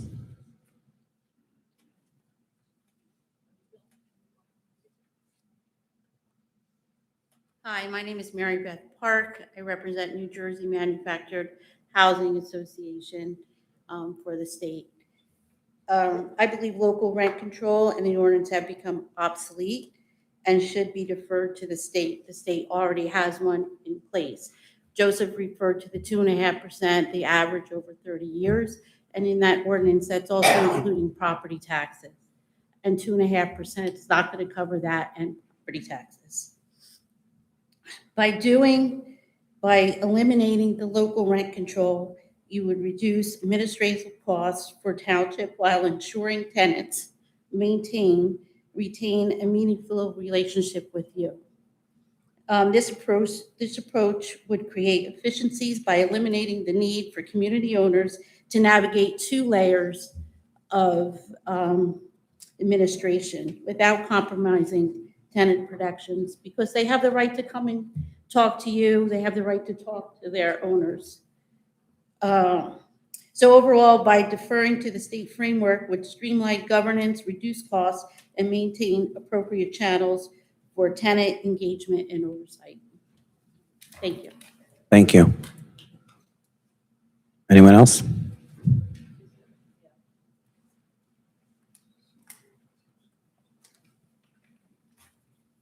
Hello, I'm Greg Greenberg. I'm with Lori's office. Statewide manufactured housing rent control laws governs and limits municipal authority. The state of New Jersey recently enacted PL 2025, Chapter 85, establishing a comprehensive statewide rent control framework governing manufactured home communities, where residents who own their homes and lease the underlying land. The statute provides a 3.5% cap on annual rent increases for covered dwelling sites, including real estate taxes, versus Jackson's 4.25% with real estate tax pass-throughs. Administration and enforcement by the New Jersey Department of Community Affairs, a landlord petition process permitting increases above 3.5% based on documented cost increases or capital improvements, tenant complaint and enforcement mechanisms, $2 million in state funding to administer the program, which takes the pressure and liability away from Jackson. This protects the residents of Jackson and gives them better protection than the Jackson Rent Control Ordinance.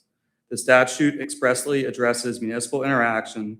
While it does not automatically eliminate all municipal ordinances, it reflects clear legislative intent that the state assumed primarily regulatory responsibility. Many municipalities, including Toms River, Egg Harbor Township, Manchester, Monroe Township, Weymouth Township, and others, have already disbanded or are winding down local rent control in favor of the statewide framework.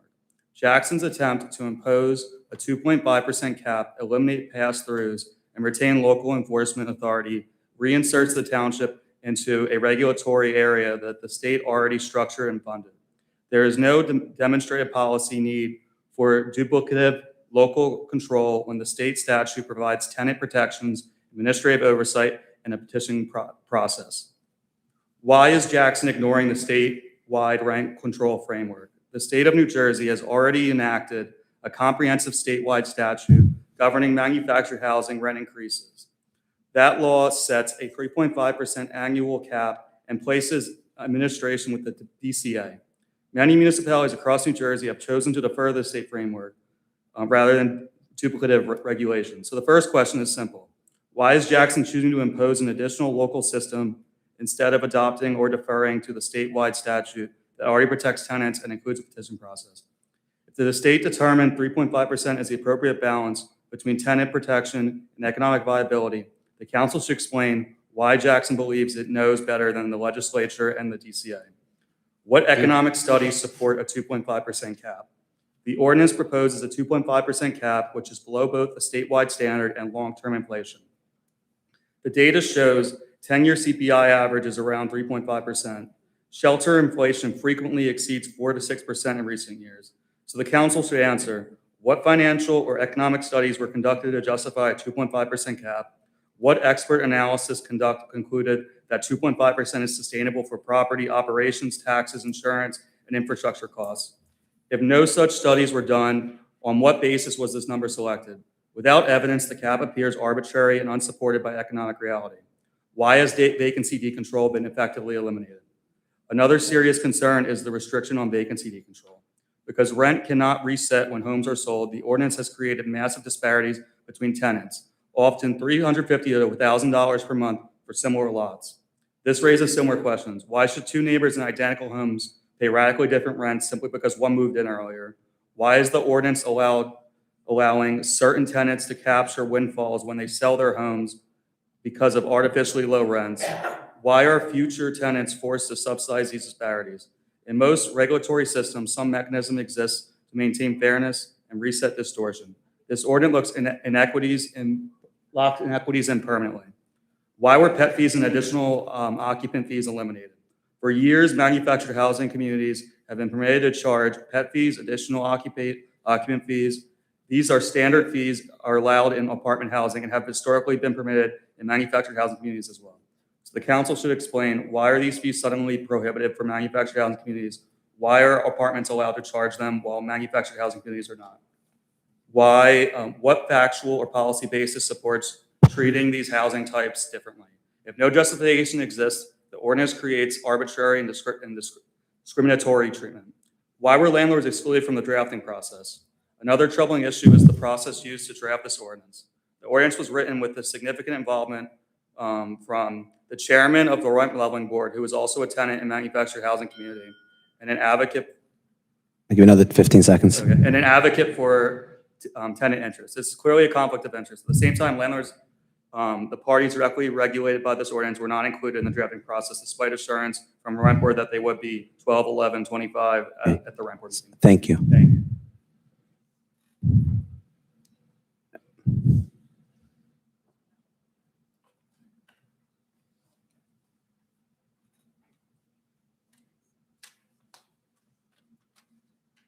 Nancy Viviano from Fountainhead.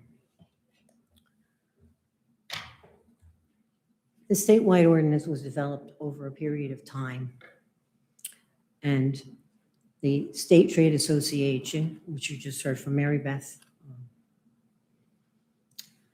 participated, as did attorneys and as did Mr. Sullivan.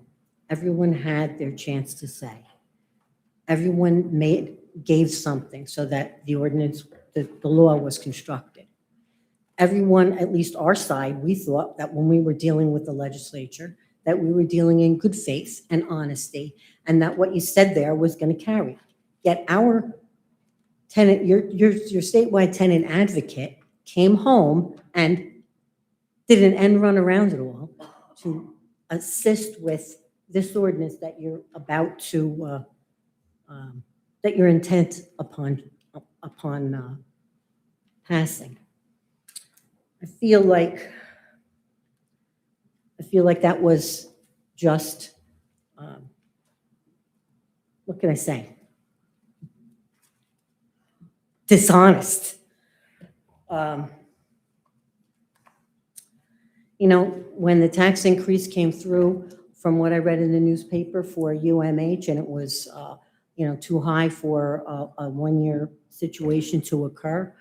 I understand from what I read in the newspaper that the administration met with the owners of the community and leaned on them to come up with a solution that was a multi-year tax increase so that it wouldn't put the hurt on the people all at once.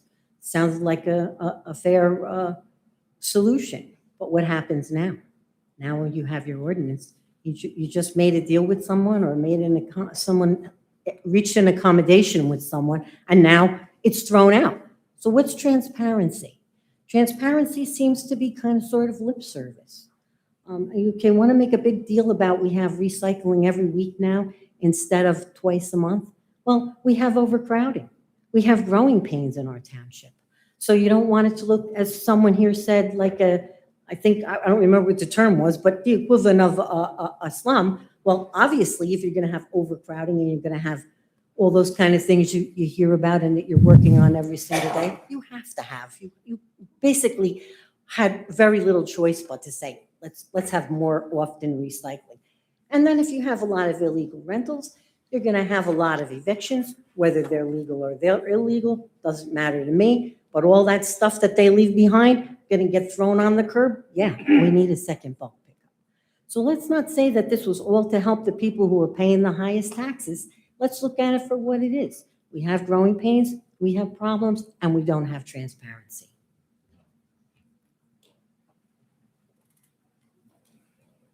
Council.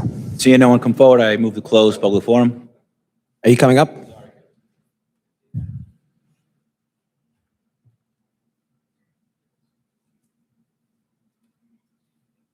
Wilbur Boyce, Maple Glen, Jackson, New Jersey. I am in support of the 2.5%, as it should stay there. In my particular home, the landlord has bought up just about all the empty trailers. Now, which I understand, but he has not really fixed all the empty trailers. So that's our unsightly that we have to live with, and I really, could understand if he was fixing the units and renting them where people could afford to live in them, it would be great. But the rent he charges is enormous for a mobile home. Plus the other fact that when he buys a mobile home, at the time, there was only a very low, as far as they are going for back then. Now they're going for $80,000. The house next to me is going for $59,000. Now, the people that came and looked at them, they wanted to buy the one, but because of the rent that they have to pay, they can't afford it. And also on the apartment rentals, there is no an administrative fees for the rent in the apartments. But that's about all I have to say. Thank you. Thank you.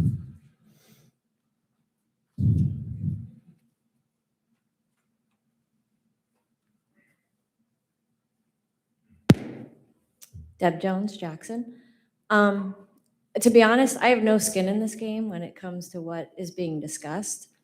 I just don't understand why we're at such an impasse. The state is offering something.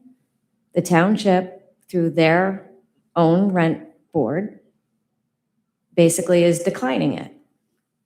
If this is just a chapter, it's not the whole book. So if we decline it and we let the township do what they want to do, then maybe we have to open it up again later and get the state involved. But if we don't need the state involved, why would we have them involved? I just don't understand why it's an argument. We need to be more concerned about what our residents want and not what the state wants. Thank you. Thank you. Only once, Mrs. Sullivan. Council. No one come forward. I move to close public forum. Second. All in favor? Aye. Any opposed? May I have a motion to adopt ordinance 2026-06? Motion. Second. Councilman Browley? I appreciate the residents who have come up and others regarding speaking on this matter.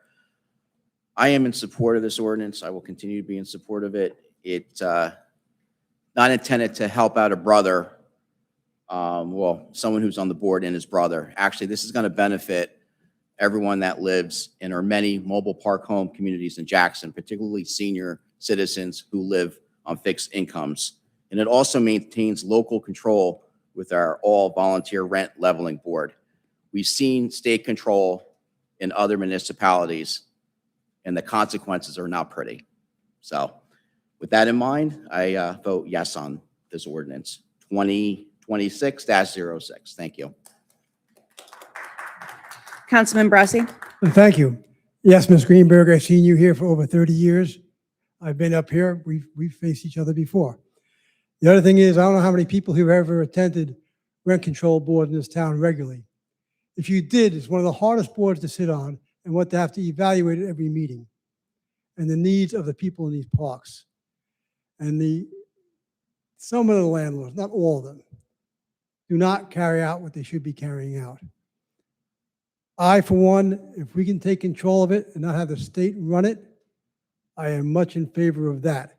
If it falls, we can always go back to the state if we have to, but I really don't think we want to go back to the state for anything. The stuff they've been passing lately, I have no use for. So with that said, I vote yes on this. Councilman Pollock? I'm going to be voting yes on this. I appreciate the debate, but, our town's changing. Everybody sees it, and it's getting tougher and tougher to live here, to be honest. I know what it's like to struggle to pay rent. I think most of us do. And if we could do something locally, not for one tenant, for every tenant who lives here. And you got to realize these people, they're kind of the heart of Jackson. These are the people I want to stay here. We want to keep it affordable enough for them to stay in this town. You know, we love this town, and this is a rare moment. I think you're going to see this council united on something. Is caring about our residents, caring about the tenants here, and we're going to put them first, and we want to keep local control. Yes. Council Vice President Palmieri? Thank you. Look, I stand with our manufactured home community. Over the last 2 years, I visited every manufactured home community, and I've spoken with many residents. Many of them are seniors. Many of them are veterans. They're all, for the most part, on fixed incomes. And this is just basic quality of life without the fear of becoming homeless. So we have to stand for that. We have to stand for local control because we've seen what Trenton has done to Jackson in the past, and it's never been good. So I vote yes. Council President Bernstein? So before I cast my vote, I just want to just clarify one thing on the record. Mr. Sullivan is not the council president. He's not the council vice president. He's not a council member. He doesn't dictate what gets put on this agenda. This agenda is put together by council president together with the clerk and our attorneys, and with input from council, with input from the administration. And while obviously Mr. Sullivan has been a listening ear, he has been an advocate for his community and all the communities here in Jackson. And he's someone who answers the phone at all times of the day to discuss this issue and other issues. I think council is going to own this ordinance, and we're not going to allow Mr. Sullivan to get all the credit for this ordinance. That being said, I did receive the correspondence from the attorneys in the room. I have consulted with our legal team throughout the process. This ordinance was written and obviously had input of council and our legal team, and I'm confident with our legal representation and with their opinion, and I vote yes. Motion carries. The next item of business is the first reading and introduction of ordinance 2026-07, authorizing the purchase of certain real property known as Lot 81, Block 2604, AKA 0 Patterson Rear, pursuant to NJSA 48-12-5. Council President Bernstein, are any of the comments on ordinance 2026-07? Yes. Before I address this ordinance, I just want to mention also we have a lot of ordinances on for first reading tonight. We obviously had a council meeting that was canceled, and there was a backlog. Some of these are time sensitive, and that's why we move forward, and we will keep the public updated, hopefully before the next meeting, which ordinances will be on for the next meeting and which ones will be by the following meeting. But I felt it was important to start the conversation on all these ordinances. So ordinance 2026-07 is authorizing the purchase of certain real property known as Lot 81, Block 2604, AKA 0 Patterson Road, pursuant to NJSA 40A:12-5. This ordinance, if adopted, will authorize the purchase of vacant land consisting of approximately 4.5 acres located on Patterson Road. The purchase price is in accord with a fair market value appraisal obtained by the township from Integra Realty Resources, valuing the property at $24,750. And I just want to take a moment and thank the mayor for keeping her foot on the pedal, I guess the pedal for this one. I'm sorry.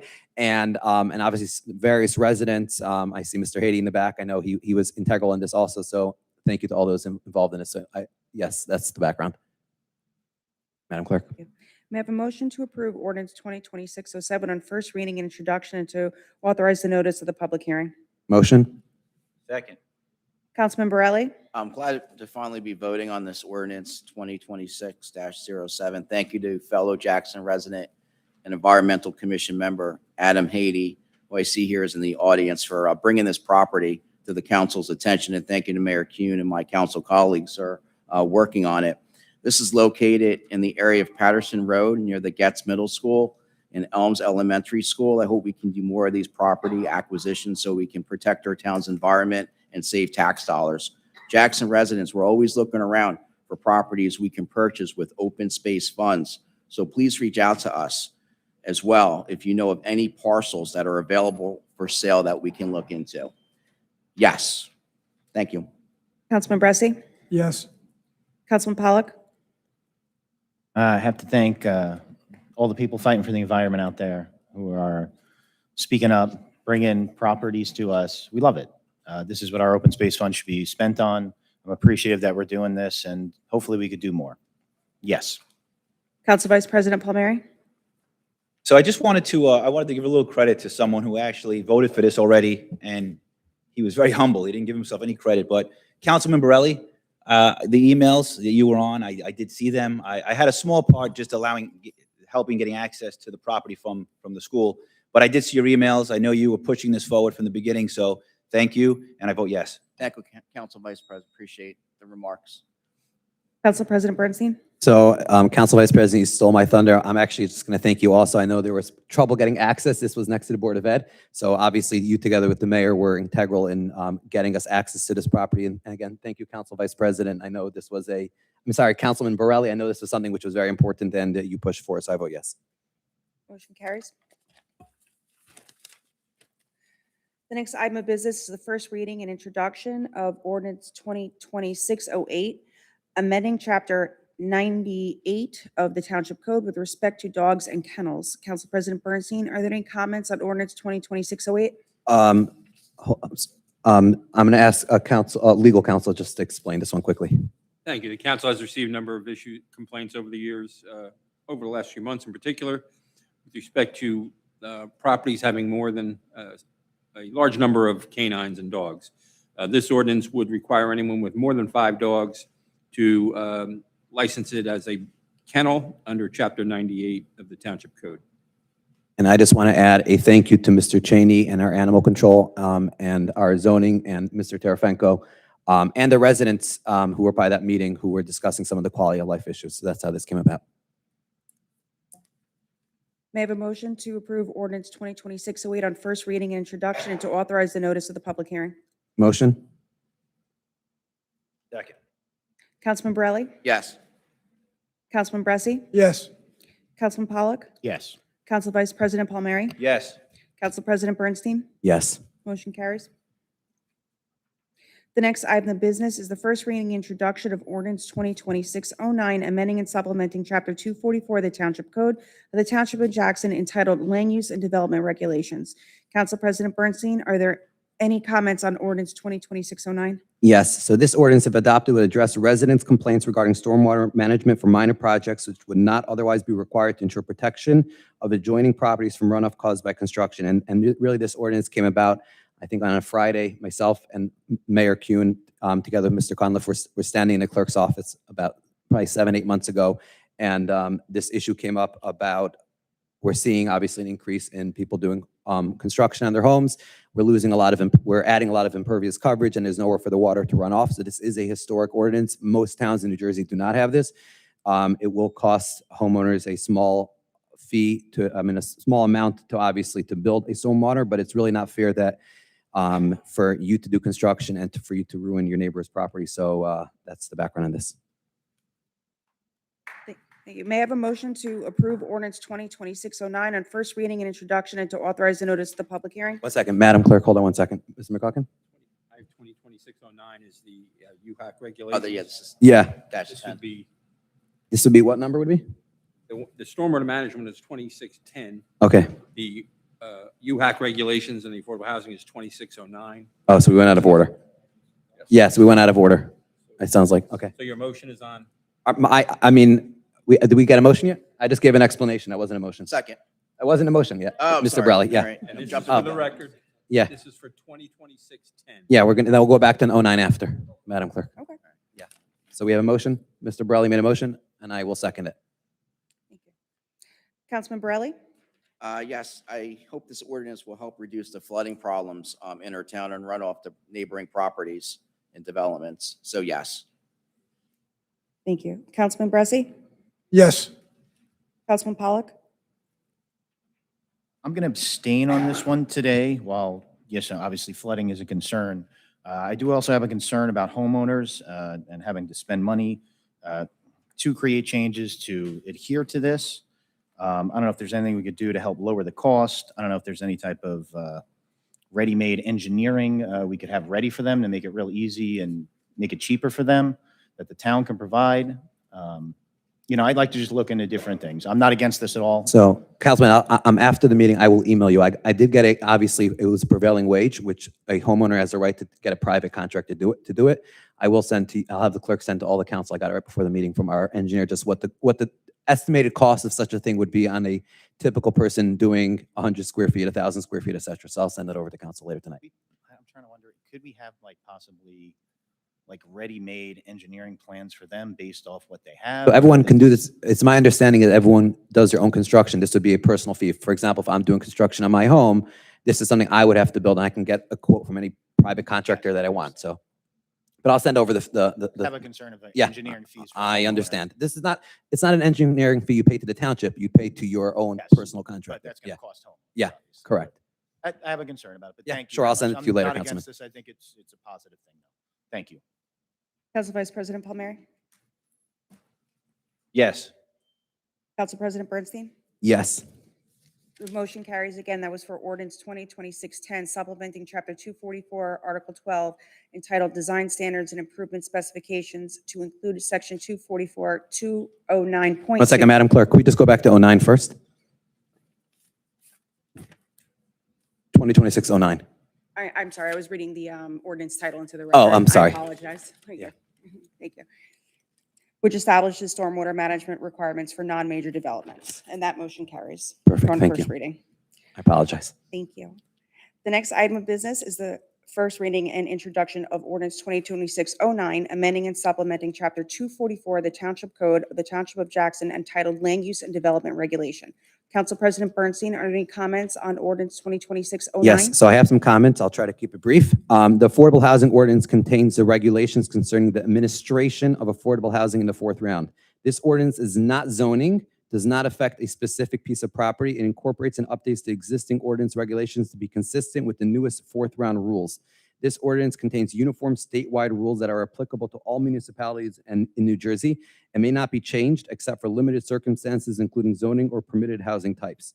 The regulations include detailed standards requirements for the following aspects of affordable housing. And I'm just going to mention just one example. There are control periods, which are minimum length of deed restriction for affordable units was 30 years, is now going to be 40 years. This updates the income eligibility based on the state standards. And also, for example, one of the things is that when you did home improvements from the rehab program, you used to be able to, if you moved after 2 years, 3 years, have a payment plan. Now, anyone who gets a rehab grant from the township would be a 10-year deed restriction, which I think is great. So that's just the background on it. May I have a motion to approve ordinance 2026-09 on first reading and introduction and to authorize the notice of the public hearing? Motion? Second. Councilman Borelli? Yes. Councilman Bressi? Yes. Councilman Pollock? Yes. Council Vice President Palmieri? Yes. Council President Bernstein? Yes. Motion carries.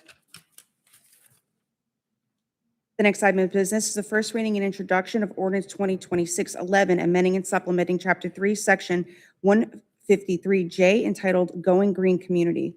Council President Bernstein, are there any comments on ordinance 2026-11? Yes, the ordinance outlines the committee's purpose, which includes supporting sustainable Jersey certification, promoting environmentally responsible initiatives, and advising the mayor and council on sustainability of efforts that are both practical and cost-effective. It also establishes the committee structure consisting of 5 members appointed by the mayor, including a member of the governing body, a municipal official, and 3 residents. Terms, meeting requirements, reporting obligations, and administrative procedures are also defined within the ordinance. Overall, this ordinance formalizes the structure and responsibilities of the Going Green Committee to support environmentally sustainable and community engagement within the township.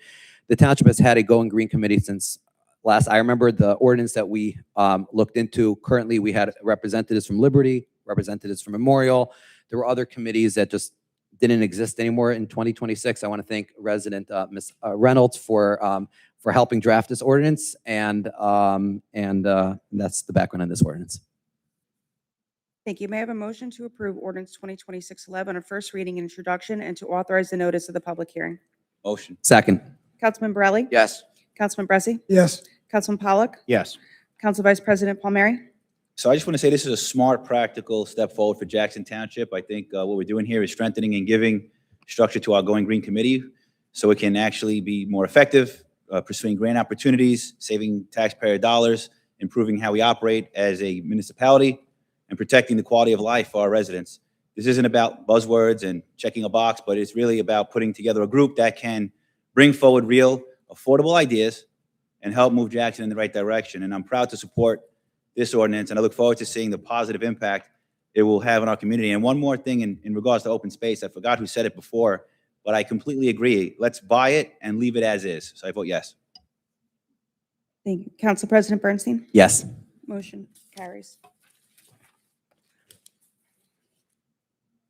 The next item of business is the first reading and introduction of ordinance 2026-12, amending and supplementing Chapter 372, Article 3, entitled Street Openings. Council President Bernstein, are there any comments on ordinance 2026-12? Sure. This ordinance, if adopted, repeals and replaces Chapter 372 of the Township Code with respect to street opening permits. The township believes that roads paid for by the taxpayers should not become a patchwork of potholes every time a utility company or contractor has to work beneath the surface of a road. The ordinance requires curb-to-curb repaving of any type of street opening exceeding a very minor portion to avoid trenches and potholes from becoming formed, because it simply is cheaper for utilities companies to do it this way. And I think this is something which I want to thank again Mr. Cunliffe and the mayor for bringing this to my attention.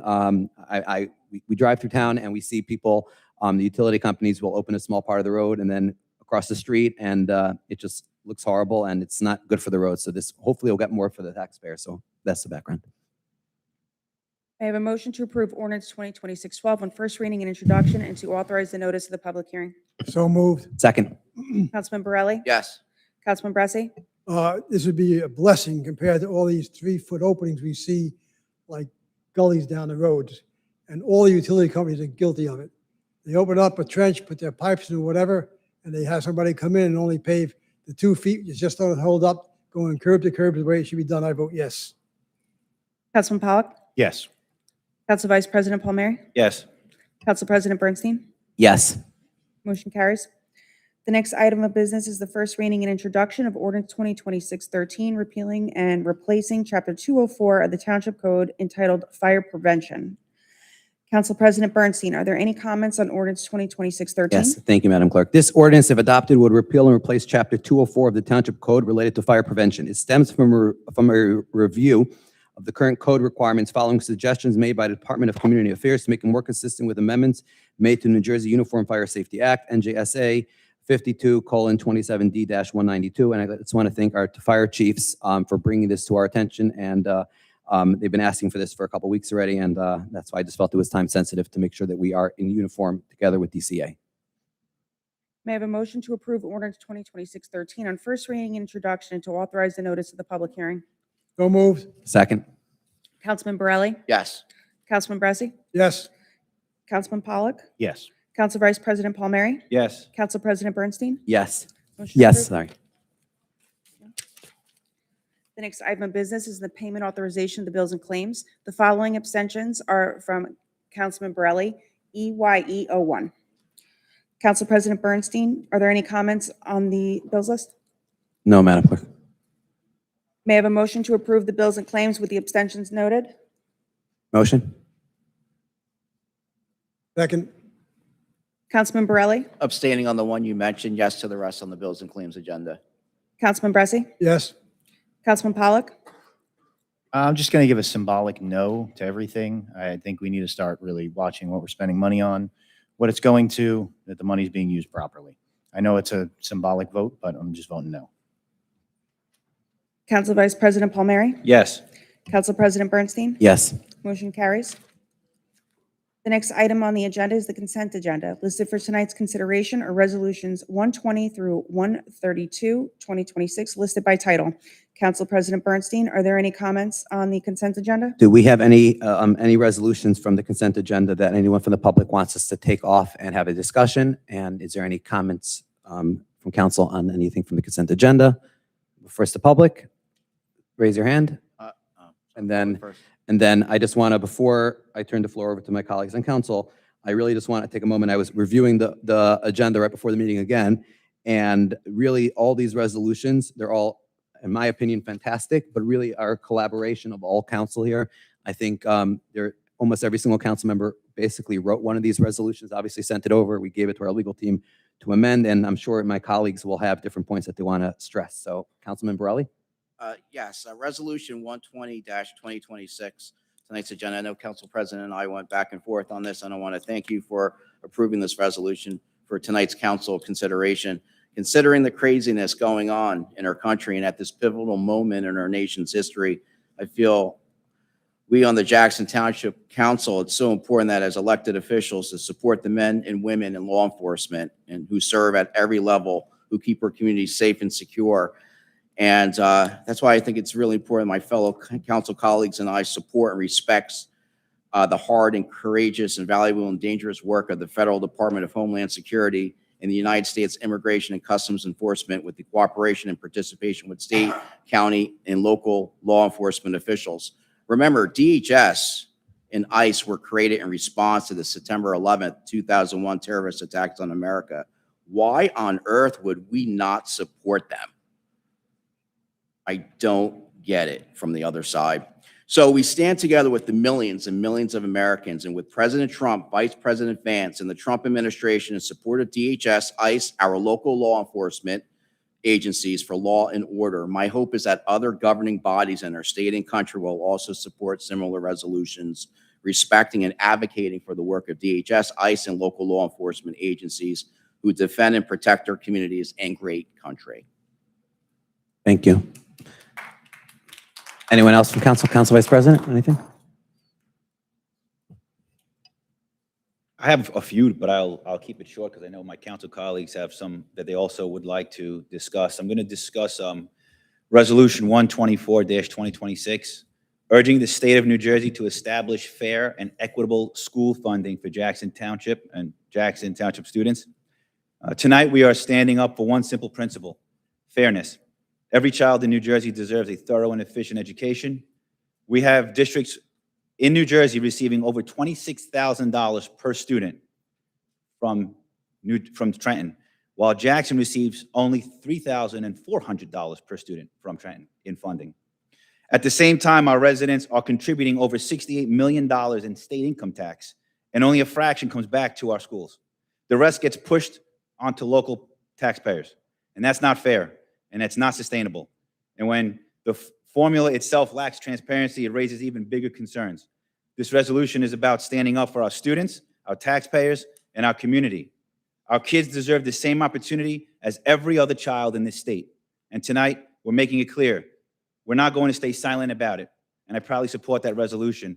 And if I could bring up just one more resolution that is very important on this, I mean, they're all very important, but one that I want to speak of tonight is Resolution 121-2026, and that's supporting Assemblyman Alex Sawicki's legislation requiring transparency when LLCs purchase residential rental properties. Hidden ownership makes it difficult for municipalities to enforce housing and safety laws. Illegal conversions lead to overcrowding and strains on our schools and taxpayers, and transparency ensures accountability and protects our neighborhoods. This is about fairness enforcement and standing with Assemblyman Sawicki to protect Jackson residents. Thank you. Councilman Pollack, anything? Yeah, I'd like to speak on two of these. First, Resolution 122-2026, which is urging review, enhancement, and enforcement of the 4-ton weight restriction on Anderson Road. This resolution directs the township to review and strengthen the enforcement of the existing 4-ton truck weight restrictions on Anderson Road, including signage and police enforcement. Now, this is an important first step. We should have never allowed warehouses this close to residential homes.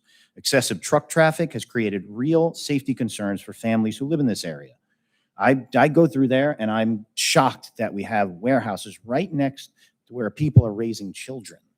I'm hoping this pushes the township to start taking meaningful action to protect the neighborhood and enforce the restrictions already on the books. And I really still think there's a lot more work to do when dealing with these warehouses. And so let's go with the,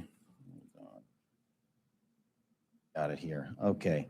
R122, I'd like to thank, first off, our council vice president for always supporting our school system and speaking up for them. I'd also like to speak on that a little bit. Now, that is, what's the number on that one? 124. 124. Thank you very much. Found it. R124. Now, I'm going to speak on this not just as a councilman, but I'm going to speak on this as a father. Now, I've been personally affected by what's going on with the school funding cuts. My school went to Rosenauer. Wonderful school, beautiful neighborhood. Man, we loved it. It was like the American dream. We lived down the block. My wife would walk my kid to school. He loved his teachers. He loved his classmates. And, you know, I still distinctly remember having to tell him that a school was going to close down and never reopen. He broke down crying in my arms. And that was like the first time I ever had him break down in front of me. And now these decisions being made by our governor, by Trenton, are affecting our children and our families. I want the governor and I want Trenton to understand that this isn't just policy. This is impacting children's lives. We're dealing with the rising cost of private schools as well. And you add all this up, and it's the destruction of our public education system. And now I'll go to the New Jersey Constitution here. The legislator shall provide for the maintenance and support of a thorough and efficient system of free public schools for all the children in the state. That's not optional. It's a constitutional obligation. And right now, families like mine are questioning whether the state is living up to it. We're losing schools, losing resources, and our children are the ones dealing with the consequences. It's not fair, and it needs to change. Our children deserve better, and it's time for the state to do what it's supposed to do. Madam Clerk, you're done?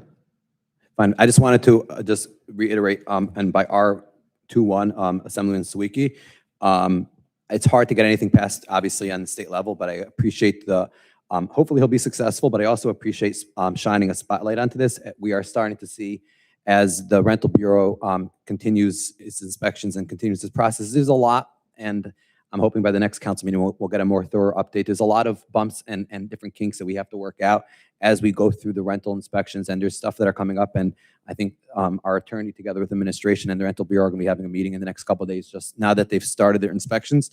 But obviously, knowing who owns a home and knowing who to contact is so important. So I just really want to thank Assemblyman Sawicki for putting a spotlight on this on the state level, and hopefully this will pass. And hopefully our local assemblyman who's sitting here will also support it. I know he does, but this is an important another step to helping us with our rental issue here in town.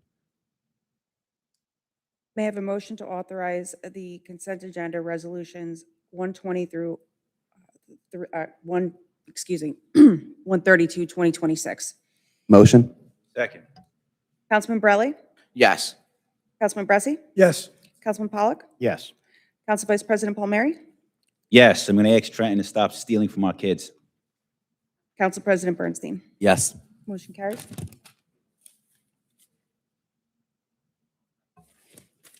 At this time, if any member of the public has any comments to make, please address the council at the microphone and state your name and address clearly for the record. You will have 5 minutes to speak and may only speak once. May I have a motion to open public comment? So moved.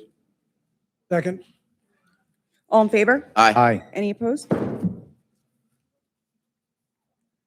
My name is Frank J.C. and I live at 189 Wild Dunes. I came here this evening because I have something I'd like to read to the council. And before I read it, I would also like to say some of the things I heard tonight kind of fortified what I wanted to say. You know, I heard tonight, I witnessed someone talking about, a couple of council members talked about everybody come to common ground. I think you were one of those individuals who said that. I also heard something about a need for the quality of life in Jackson. That was heard by a resident who was talking about one of the forms. I also heard somebody speaking about state control and that Jackson should control its own life. We have to deal with the state, but we still have to control what we have here, the quality of life here. And so at that, I'd like to read a statement. I also have 2 copies of the statement. I don't know if I'm allowed to give it to somebody like the mayor or the council or whoever. Give it to the clerk, please. Okay, now? Are you done? Oh, when I'm done, okay.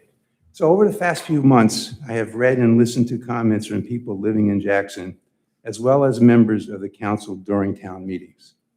It has become apparent that Jackson is in a crucial moment in time concerning its future.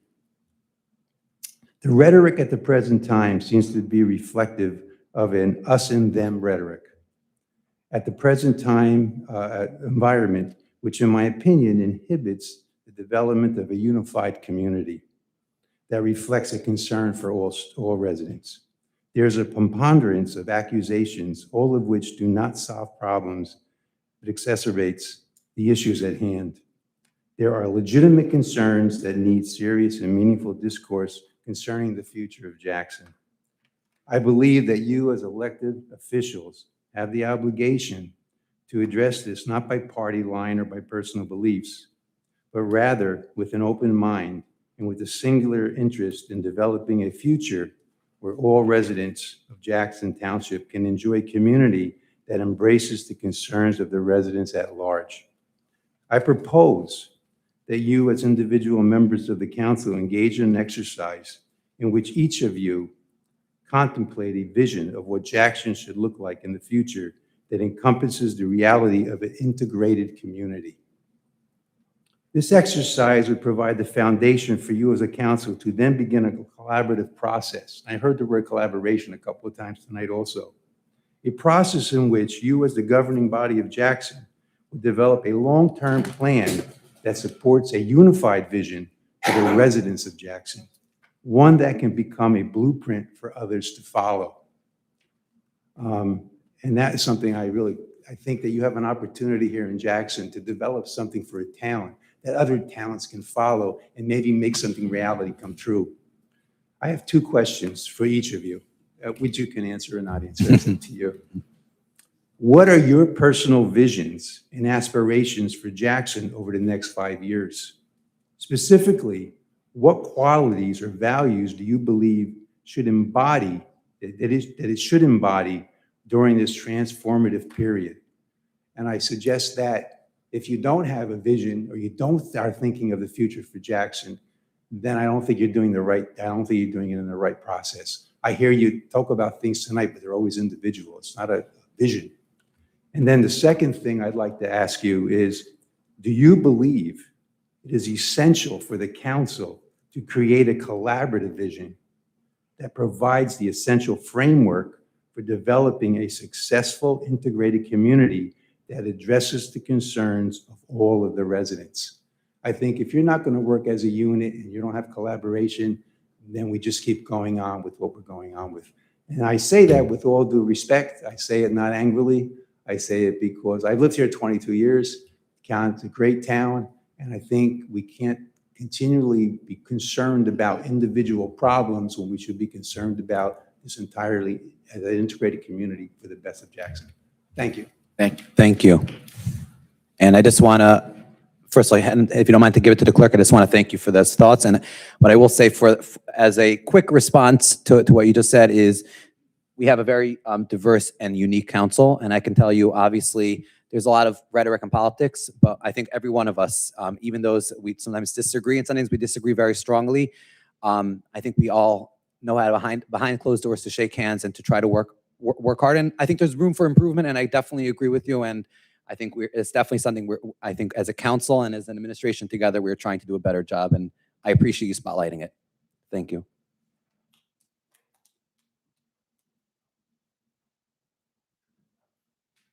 Hello again. Sherry Williams from Fountainhead. I knew there was two more things at least. As soon as I sat down, I was like, oh, I forgot. Okay. When Lori Greenberg mentioned that the landowner is who's paying the property tax, wrong. We're paying the property tax. There's a separate pass-through for the property tax that we, the residents, are paying, included with our rent. Another reason why I believe that the 2.5% is reasonable is that because of the state law, the landlord is now making a profit on that property tax because they have now included the property tax in the base rents. There's no more breakout for them to do the 2.5% on just the base rent. It's including the property tax. So why they're allowed to make that profit is beyond me. Another thing I wanted to ask about was, it was in the ordinances years ago, and I apologize, I have not had time lately to look it up. If there's been any changes in how many homes the landlord can own to rent out. It used to be a max of 9. I believe that Fountainhead is beyond that because a lot of them are being rented out. The rent, from what I understand, is comparable to what someone would pay for a 2-bedroom apartment. So that's not an issue. If they decide that they want to pay that rent and they're good with it and they sign the lease, more power to them, they can afford it. But we've got an awful lot of homes in there right now that have children and people under the age of 40. A lot. More than what I believe is allowed. And from what I understand, there are no more CCOs being done in the mobile homes, which I think is a huge mistake. There's no more inspections on the mobile homes when they change ownership.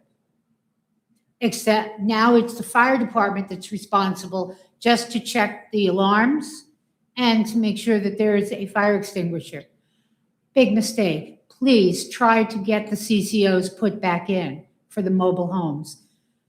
I can't tell you how many homes in there people are getting sick that are buying these homes because there have been leaks and no mold was ever addressed. No mold tests are required before they're sold. I mean, they're requiring water tests on our well water. Why are we not checking for molds? People are they're not getting proper training or not training, but new owners are not getting properly educated on how a mobile home is so much different from a stick house, is what we call them. I can't tell you how many people that are new homeowners in Fountainhead this winter had frozen pipes. They knew nothing about heat tape. It should be standard to give them an education on heat tape. They knew nothing about heat tape. They knew nothing about how to try to prevent their pipes from freezing. It's a house to them. They don't realize it's a motor home. It's a motor vehicle. It's registered with the state as a motor vehicle. I think that, one more thing, has nothing to do with us in the mobile home parks. Why does this town not fight for more rateables and less apartments and condos and townhouses? We need more rateables. We got to stop moving big families in here and stop overcrowding the schools. And we're not getting the money from the state for these kids. It's just going to sap the hell out of the budget. We need more rateables. Businesses that are going to come in, like the warehouses, is fine. But how about businesses that people can, go to? Restaurants, more restaurants, some more big box stores. All the towns around us have the box stores. Granted, I don't want one in the middle of my neighborhood. But look at all the property going down County Line Road that's got great access to 195, the Parkway, the Turnpike. All that property down there where the concrete company used to be is a great place for a box store. IKEA, restaurants.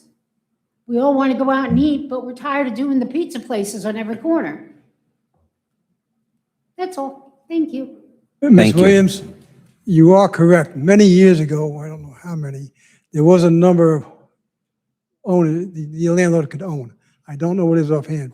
We can probably check the record. I'm going to ask our attorney. It was there many years ago at the beginning of the rent control. Just talking mobile homes? Yeah, if you could look into it and get back to us the next couple of days, Mr. McCucken. We'll look into it.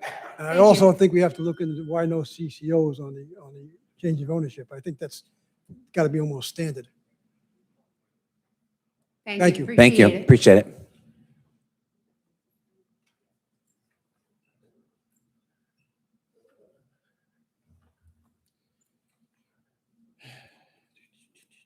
Good evening, Jim Slakia. Since the last resident used the word in her comments, I'm going to expand upon my favorite topic, the budget. State officials have already extended the 2026 municipal budget deadlines, where introduction is now due by March 31st, and adoption by April 30th, with an additional advancement in that it can be produced on the next available meeting. And the other thing I did learn is that in January, they codified it to make these dates now permanent going in the future years. That extra time was meant to improve planning and transparency, not delay it. And yet, here in Jackson, we still have no clear public timeline, no shared internal calendar, and no meaningful communication about where the budget actually stands. What makes this even more concerning is that the mayor created a Citizens Budget Advisory Committee, a committee she publicly described as a way to bring residents into the process. And that committee has not been involved in any part of the budget's development. Not one meeting, not one briefing, not one document. If the administration is serious about transparency, then the committee should be engaged before the budget is introduced, not after decisions are already locked in. The state gave every municipality more time. The question now is whether Jackson is using that time responsibly, or simply using it to say less. Residents deserve clarity, not silence, and the advisory committee deserves a role, not a title. The local finance, as I said, has formally adopted the changes to March 31st and to April 30th. These changes were made statewide, not just for Jackson, and they reflect the state's recognition that municipalities need more time to prepare accurate budgets. Even with the extended deadlines, transparency and timely communication remain local responsibilities. Residents deserve to know how Jackson is using the additional time and whether we're on track. Extended deadlines don't eliminate the need for early planning, internal coordination, and clear public updates. The question isn't just when the budget is introduced. It's whether the administration is using the extra time to produce a responsible, accurate, and resident-focused budget. The extended timeline gives the township more opportunity to involve residents, advisory committees, and department heads. This is a chance to improve transparency, not delay it. Given recent instances where the township attorney advised the council president on another matter that it was better to say nothing, residents need assurance that the budget information will not be withheld. Silence is not a strategy. Transparency is. So with that, I have some questions. Has the administration formally adjusted its internal budget calendar to align with the state's revised deadlines? And can that calendar be shared with the public? Are we currently on track to meet the March 31st introduction deadline? If not, what specific obstacles remain? What steps has the CFO taken to ensure that the annual financial statement is completed by the revised March deadline? How will the administration use the extended timeline to improve transparency and public engagement compared to prior years? Will the administration commit to releasing draft budget materials or summaries before formal introductions so residents can review them meaningfully? Given the township's attorney previous advice to say nothing on other matters, what assurances can you give that the budget information will not be withheld from the public? What specific costs, drivers, or revenue changes are expected to impact the 2026 budget? And how is the administration preparing for them? How will the extended timeline affect capital planning, infrastructure priorities, and departmental requests? Has the administration evaluated whether temporary budget appropriations will need to increase due to the later adoption date? How will the later adoption date affect tax bill timing, cash flow, and service delivery for residents? What opportunities will residents have to provide input before the budget is finalized? I know there's a lot of questions.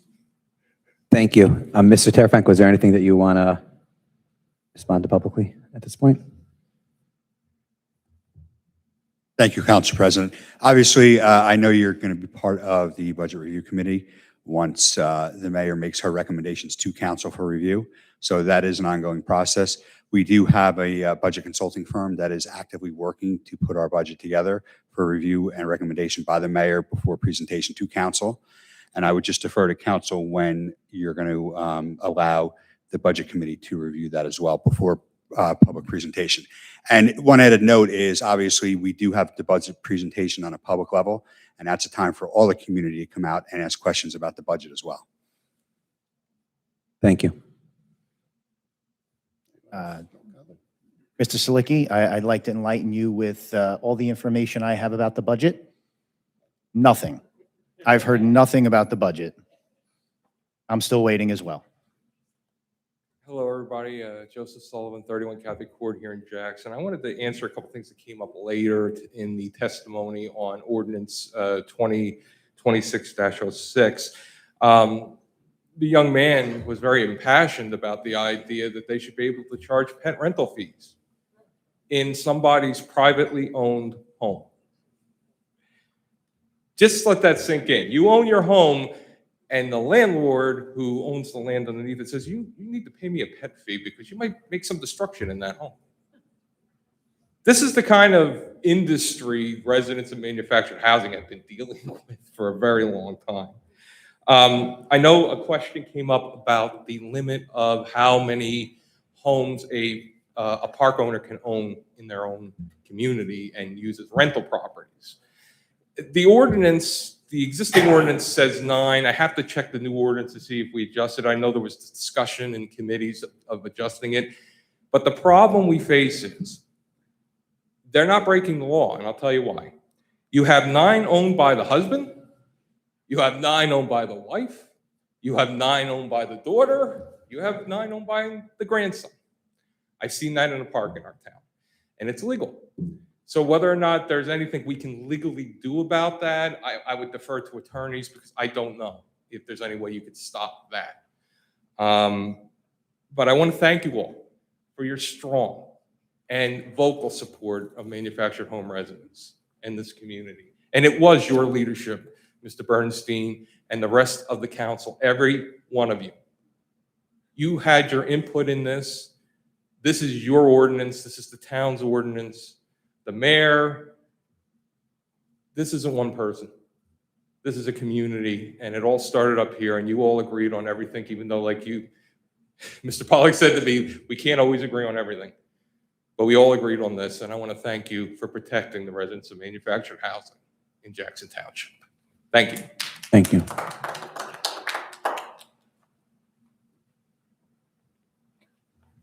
Eleanor Hannum, Jackson, New Jersey. I'm just going to start off with the concern for safety. I've been asking for years to get a left-hand turn signal at Cedar Swamp. 527, 528 is the main thoroughfare for Lakewood, tractor trailers, dump trucks to get to 195. You have to wait 3 to 4 lights to get through, and then you take your life into your hand to make a left. Been asking for years. But we can put lights everywhere else. I'm sure it has not been brought up to county.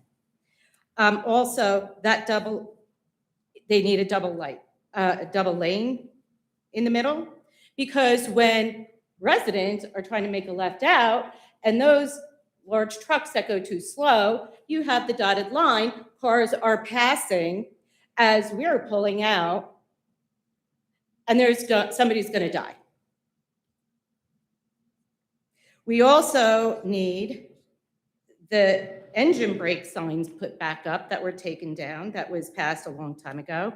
And now Cedar Swamp has turned into a tractor trailer stop. It needs to change. I've called the county. It's up to the town to write an ordinance to get no parking signs over there by that intersection so that those 2 tractor trailers can't park there overnight for 3 to 4 days. The tech needs to be fixed. People are emailing, texting me. They cannot hear the fact that it goes off during some of the land use board meetings and no one can hear what is being said. It makes it very difficult to understand what's going on, and it cannot be used as the meeting minutes because people cannot hear. When it comes to taxes, property taxes, if I had a lien on my property taxes because I haven't paid, does the township negotiate a reduction? Is there like a negotiation? Say I'm like 2 or 3 years behind. What happens? Attorney McGuckin? Sure. So the only time the township has done that is if the property is in foreclosure or if the property owner wishes to convey the land to the township. But other than that, if it's a township-owned lien, the property is sold at tax sale, and there's an interim foreclosure proceeding if necessary after that. Private lien holders also purchase liens, and they can foreclose on the property as well. Okay, so it can't be negotiated for somebody buying it, with a reduction. Buying what? The property. Can't be for someone else buying it? Somebody's going to buy it, Yeah. and I do a lot of research, and I talk to a lot of people. I'm just leaving it there. So I do have a property about $3 million behind in taxes from 1991. And when we talked about the fair funding for schools, in which I am a teacher, When I did the math, it's about $1 million that our school district is not getting from this property. And nothing was done. So I'm also waiting on all the other tax liens in this town to see how much more money that our schools are not getting.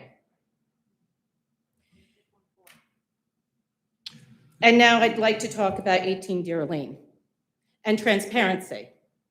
I have emailed all of you. Mr. Tarafanko here has pushed it along. Mr. Bernstein has pushed along. The zoning officer will get back to you. Never got back to me.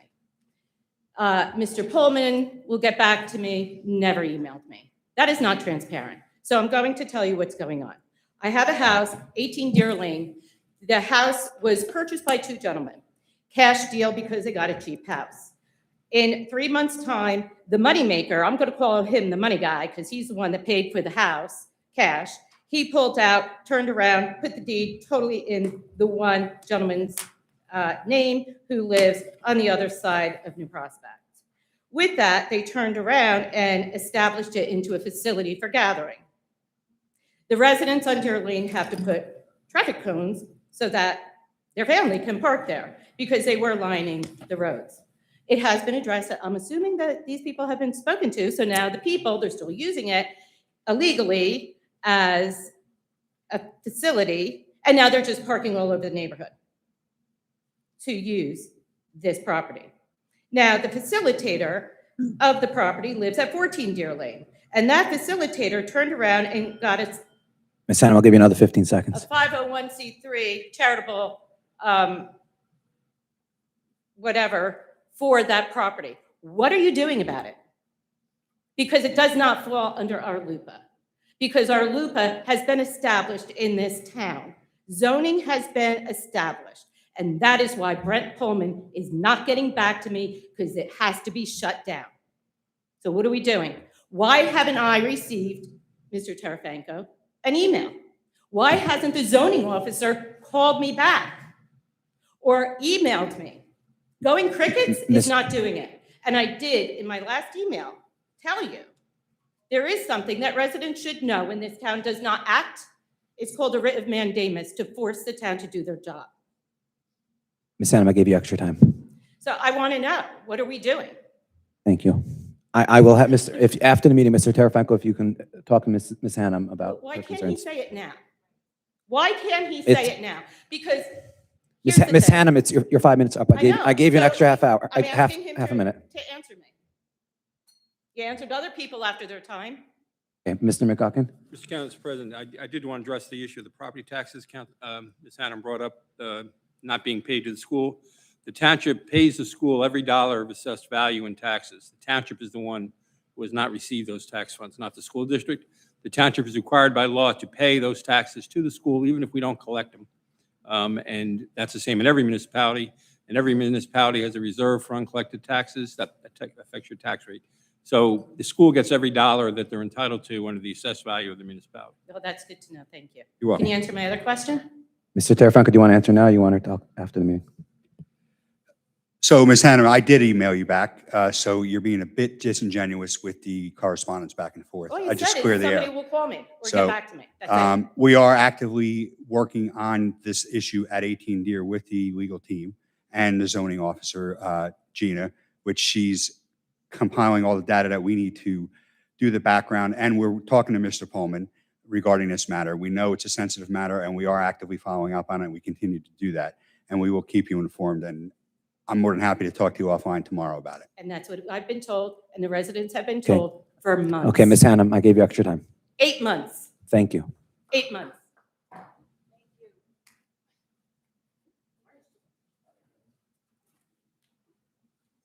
Sandra Wombachano on behalf of We Strive for a Place to Ride. I was going to read off, but guys, I don't know what to call you. Traitors. You're all traitors to us. You betrayed us. I have found so much stuff. Have any of you even checked up on my name by any chance? Find out who I am? No. I did 364 days in jail for asking the police to leave my property. Okay, you should look into that. You paid them $2 million. But I'm gonna continue. This is a forensic audit for Jackson Township. Today I am here representing the citizen-led audit. We aren't here to discuss development in abstract. We are here to address the documented readiness of our township and high-impact industrial load at the expense of the residents. Every Jackson resident is currently being funneled into a digital meter transition that carries a $15 monthly opt-out penalty. Our research shows this is not mere modernization, it is prerequisite infrastructure tax to manage this grid stability required for a massive 24/7 data center loads. You are asking residents to pay for the very grid hardening that only these secret blueprints actually require. The core conflict of zoning overlays and real estate ties, we are officially handing in Exhibit M7. The exhibit identifies as critical conflict of interest when our highest elected office is occupied by professional realtor activity brokering redevelopment parcels while simultaneously overseeing the zoning overlays that inflate their value. Look at ordinance 2025-47 and 2025-48. These are not mixed use plans. They are stealth industrial overlays. Jackson's land capacity is being reported at 15.6%, nearly 10 times that of our industrial overlays. Neighbors. The math is being manufactured to justify the conversation of our rural residential plots into megalots for data centers, campuses that bypass the environmental review process under the guise of warehousing. The accountability gap, MUA, and legal settlements. Let's talk about the MUA. We have identified a pattern of Jackson First appointments that consolidate power across the planning of the utility boards. Recent resolutions to extend water mains in rural corridors are being marked as ratepayer savings, but that primarily serve to prime vacant land for developers like D.R. Horton before a single public notice is issued. Furthermore, we are auditing the 7-figure legal settlement paid out by former officials. This is taxpayer money used to resolve power struggles and maintain culture to non-disclosure. When the residents are silenced or misled regarding the true nature of load expansion projects, it isn't just communication gap, it is voter disfranchisement. The demand immediate forensic action. We are serving the council today for a formal demand of action, an immediate moratorium of all industrial permits with the AHII or 111 or the POID overlay zones. 2, for full disclosure of the pilot agreements and their impact of our school funding. 3, a forensic audit of our property transfers involving Shell LLCs since 2023. We have already shared the exhibits with the New Jersey State Comptroller and the Board of Public Utilities. We are hereby to hold the pen. The audit has begun, and we demand that Jackson's land, the power be returned to its people. 10 more seconds. The backroom utility deals are over. Thank you. Thank you.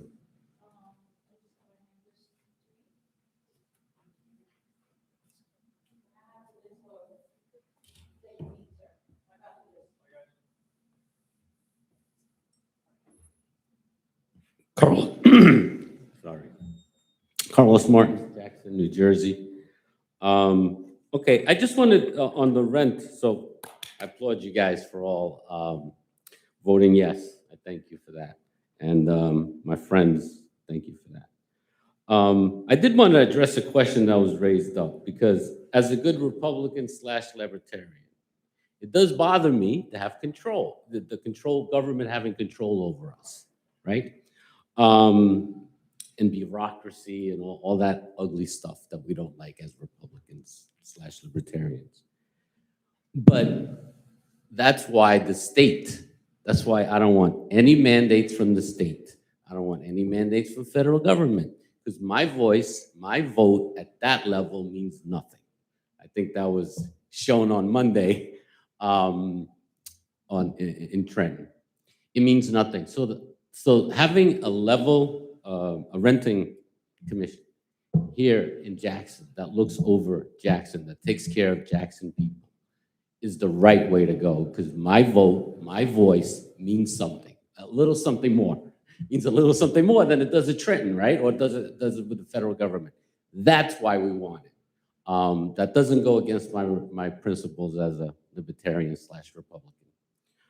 So I just wanted to make that point, because the question was asked, why should we locally have one when we already have one with the state? And the answer to that question is what I just said. No federal or state mandates. With that comes the schools, right? So right down, the state is telling us what to do with our own schools, with our own kids, and with our own citizens. That is wrong. We should be able to spend the money, our money, the way we feel it's necessary for our schools. With that, Assemblyman Alex Swirsky also has Proposition A 2882 with the state, which says the state should reimburse us for busing. The state should pay for all of that. School busing, by the way, so this is all school. So I would recommend, similar to what you did today, to pass something, say we support our assemblyman on that ordinance. I'd also like to recommend, so when I had my trip, when I went to Howell, I met a wonderful lady, grandmother, who's also pushing for this, and I would like to invite her for the next call to come up here. She's a very good speaker, but she's just a resident grandmother. I'd like to invite her here and talk to you guys and give her a point of view on the schools, because this impacts, obviously, not just Jackson, it impacts all of us. Definitely Ocean County. So she's actually from Monmouth because it's Howell, but it impacts everybody. So I'm gonna try to get that done for our next meeting. Her name is Paula, by the way. I think that's all I got. Oh, plus Doge. What's going on? We're supposed to have a Doge. You know, I call Doge. I know. Anyway, Department of Jackson Efficiency. So, what's happening with that? so I just want to respond to your thing about Assemblyman Sawicki. I'm almost positive it's not the first time such a similar language law has come in front of the legislature. Unfortunately, the majority has refused to move that forward.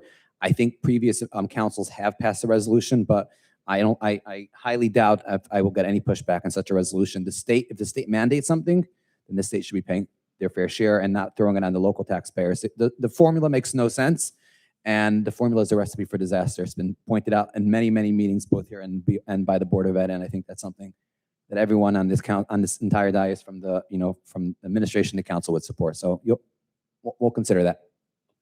Thank you, Carlos. Can I get an answer on what's happening with Doge?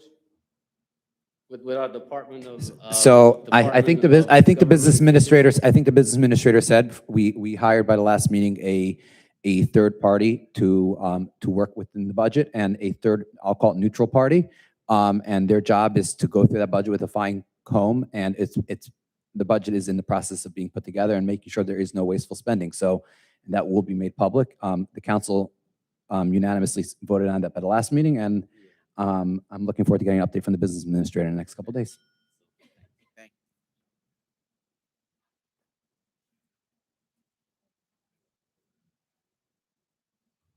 Fred Morrow, Jackson. First off, tonight I heard in this porta potty ordinance or whatever, Councilman Palmieri said that porta potties and illegal rentals, they're together. Then what do you have an inspection bureau for now? Aren't they going to eliminate your problems? I sometimes wonder where we're thinking because we're scattered. You already set up and implemented a system to deal with it. So one has nothing to do with the other. Okay. My main goal, though, is I've got a problem from months back. Last year sometime, there was a woman who stood up here and she asked about 2 floating holidays that were given back to the employees, and they were given the holidays and the floating holidays together. I assume there's a contract, and I assume the town deals with a lot of different contracts, so it gets me worried.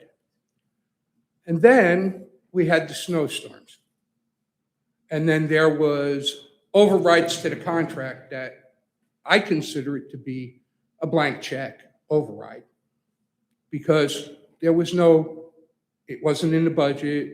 There was no idea of how much money was going to be spent. So it's a blank check. All right. And I'm thinking, where's all this money coming from? How is it being appropriated? Why is contracts being ignored? You might as well not even have them. But then again, you start thinking about some of the other contracts that these people have put out there and say, just for an argument, okay, there was a $5 million proposal on some parks and recreation and stuff like that. So somebody decides, hey, now, wait a minute, we can get it passed for $2 million. And get it passed for $2 million, there's a contract written up for that $2 million. And then somebody decides, well, we can get a signature to override that, give us $5 more million. Where's the oversight? The way contracts, the way I read it on the township site is the mayor negotiates, and she brings that contract to you. Then you vote on it and send it back to the mayor. There was no votes. There was no negotiation. It was just money that was just spent. Don't know. I'm new at the game. I'm still learning a lot. And there's a lot more to dig into. But I feel really, really scared. And when I went into the election booth, okay, for the fire elections, I had to start thinking. I had to break my tax bill down. Now, what happens? Where is this money coming from? Are my taxes going to go up that much? You know, how are we now? The fire department's looking for money. The school's looking for money. The county's looking for money. And the town, the town's looking for money too. They got to run. But it really scares you when you're voting and you're sitting there saying, I don't know what's going to happen by the end of the year. And to hear now that 2026, you don't have a budget yet? That's really scary, because now where are taxes going to go? And, you know, I'm seriously, you know, concerned, because it seems like you can't answer to me what you're supposed to be able to, because you have no answers. So, you know, if you can address that concern, I'd appreciate it. So, Attorney McGuckin, would you be able to address, I think that what the one of the things the residents is referring to is just the contract process. I know there was given a incentive or a higher rate to DPW to work during the snowstorm. And I'll just say that when we came in, I think the previous budget for snow removal, I think we had $100,000, if I remember correctly, approximately allocated. Obviously, this year's winter was unprecedented. We haven't had a winter like this in many, many years. And it obviously left a strain, I think, about an hour or 2 hours of snow. We really used up most of that budget. Could we address like the process of how the mayor has authority and with the business administrator to I guess, do a sidebar agreement or any of that process? That's correct. When faced with an emergency situation, particularly a weather emergency, the mayor, as the chief executive of the municipality, has the authority to amend contracts, to engage contracts with private contractors. Many municipalities went through this, particularly with respect to private contractors, because no one has prepared for that type of snow in at least 15 years or so. Private contractors could make a lot of money doing it elsewhere and doing it in private instead of helping public entities.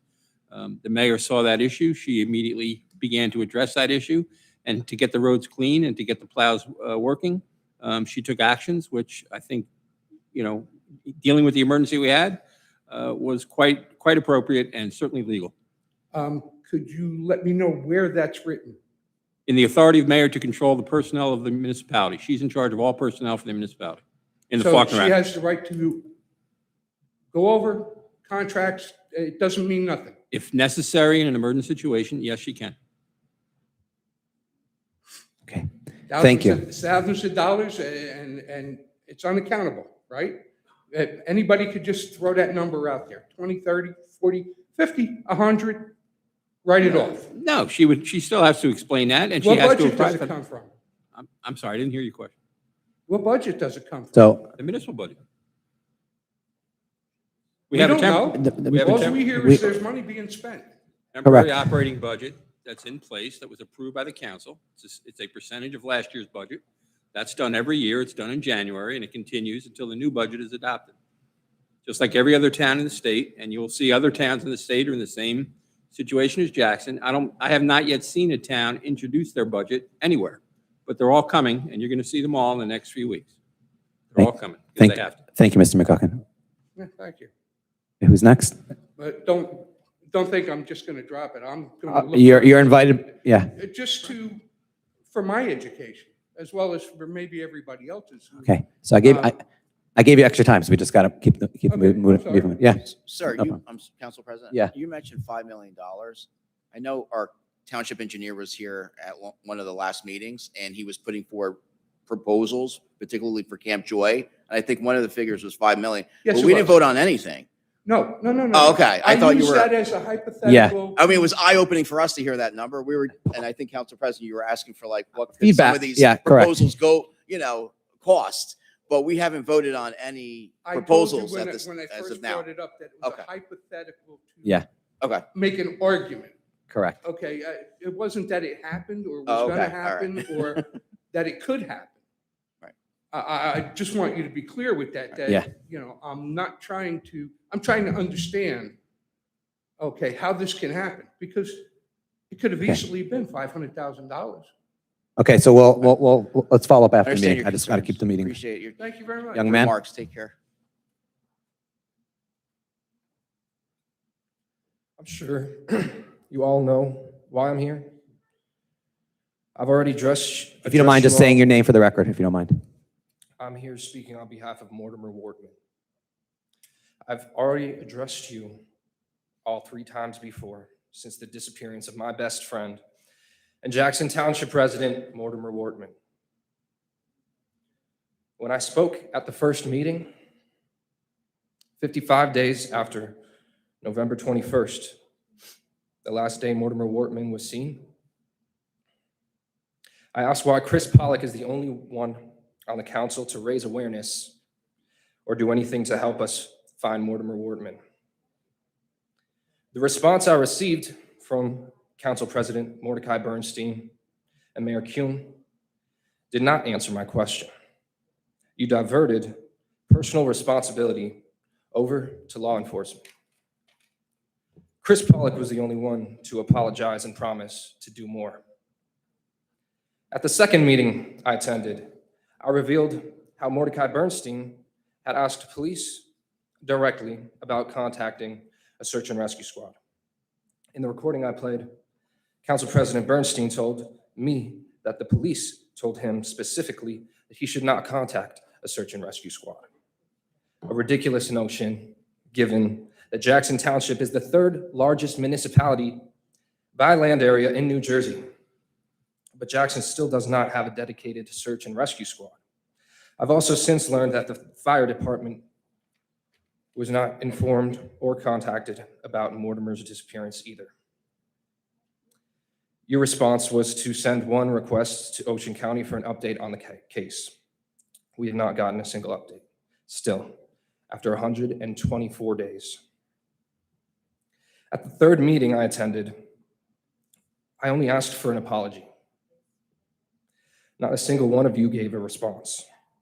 Council President Bernstein deferred to the attorney, who told me that the council has done everything they are required to do, and that they cannot interfere with an active investigation.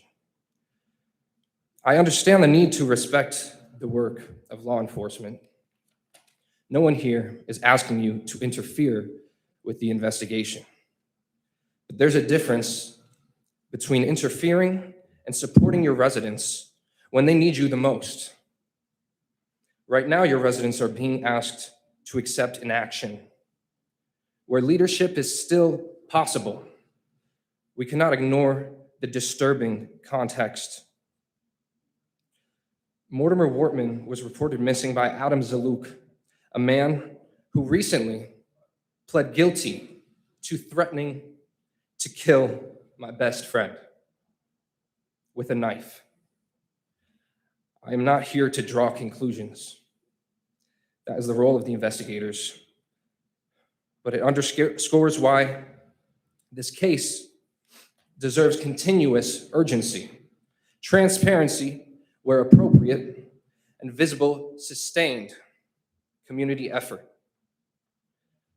So let me be clear, there are concrete steps you can take that would not interfere with police work.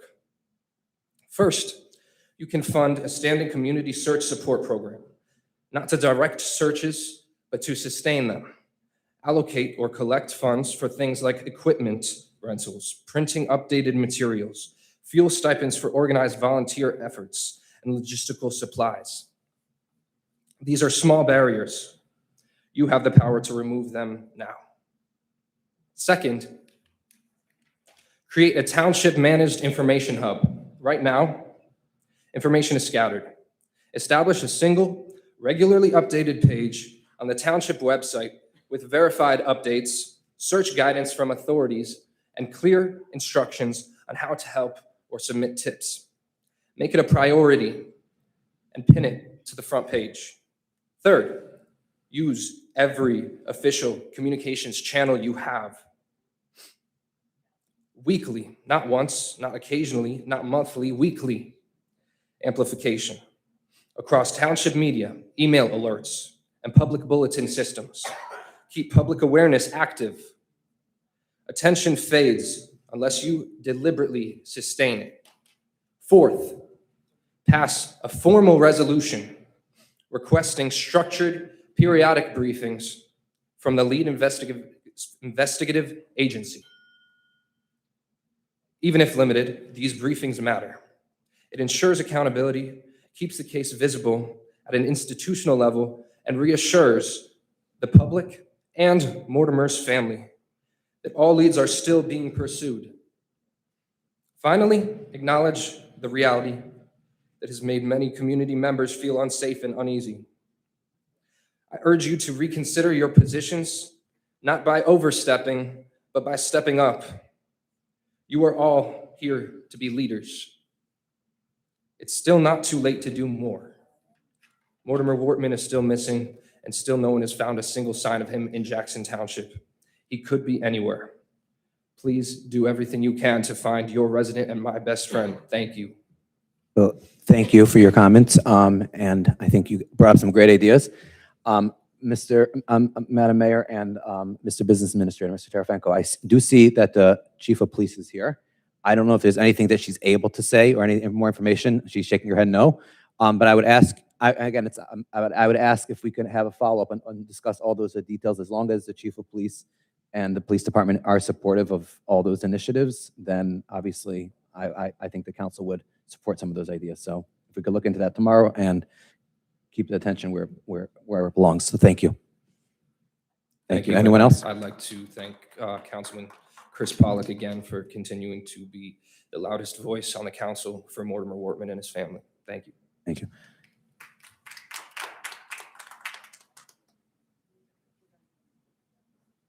Hello, my name is Six Barnett. I actually live in Lakehurst, so it's not too far of a drive from here, but I used to live in Princeton Junction, right near Trenton, Princeton, Hamilton, Robbinsville.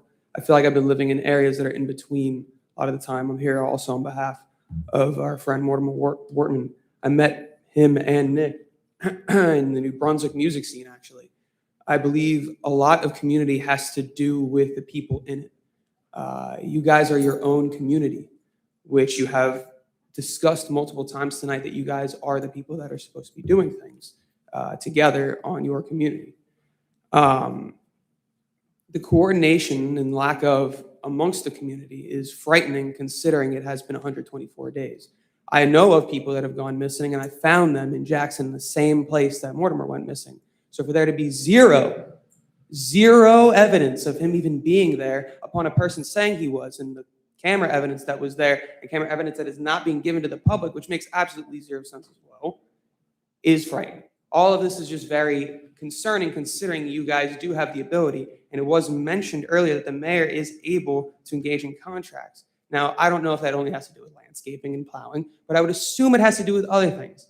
And you're shaking your head and smiling at me, which would mean you guys can do more things and have denied that you are capable of doing more than is what is required. However, if she is capable of doing those things, you are capable of doing more, and that is what is required. And trying not to curse, what is required is not always what is necessary. What is necessary is above what is required, and you guys still have not done that. I acknowledge Councilman Pollock for doing those things. I've been able to watch online a lot of the things you say, and though I do not agree with everything this council does, everything this township has done, my aunt had to get help from off-duty officers in Freehold to get out of an abusive situation that had existed in Jackson alone, never existed when she was in another county living with this person. So why should another person in another county where she never lived had to get involved when Jackson Police Department would not? And it's because of the same reason that she cannot also help. It's specifics, and it's for your person.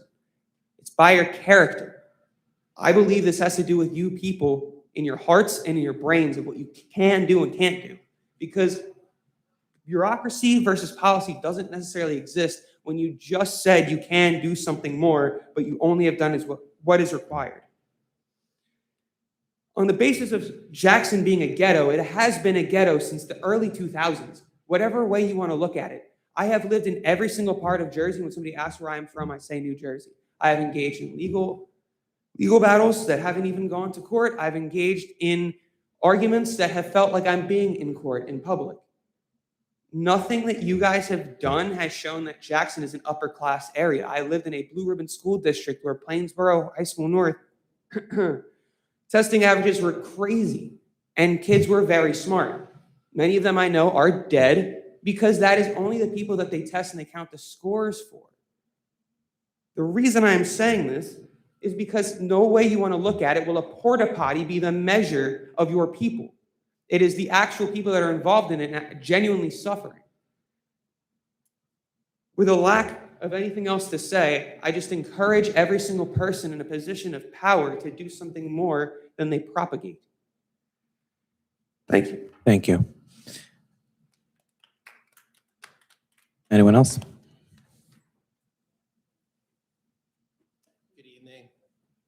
Tom Giattino, Cobain Road, Jackson.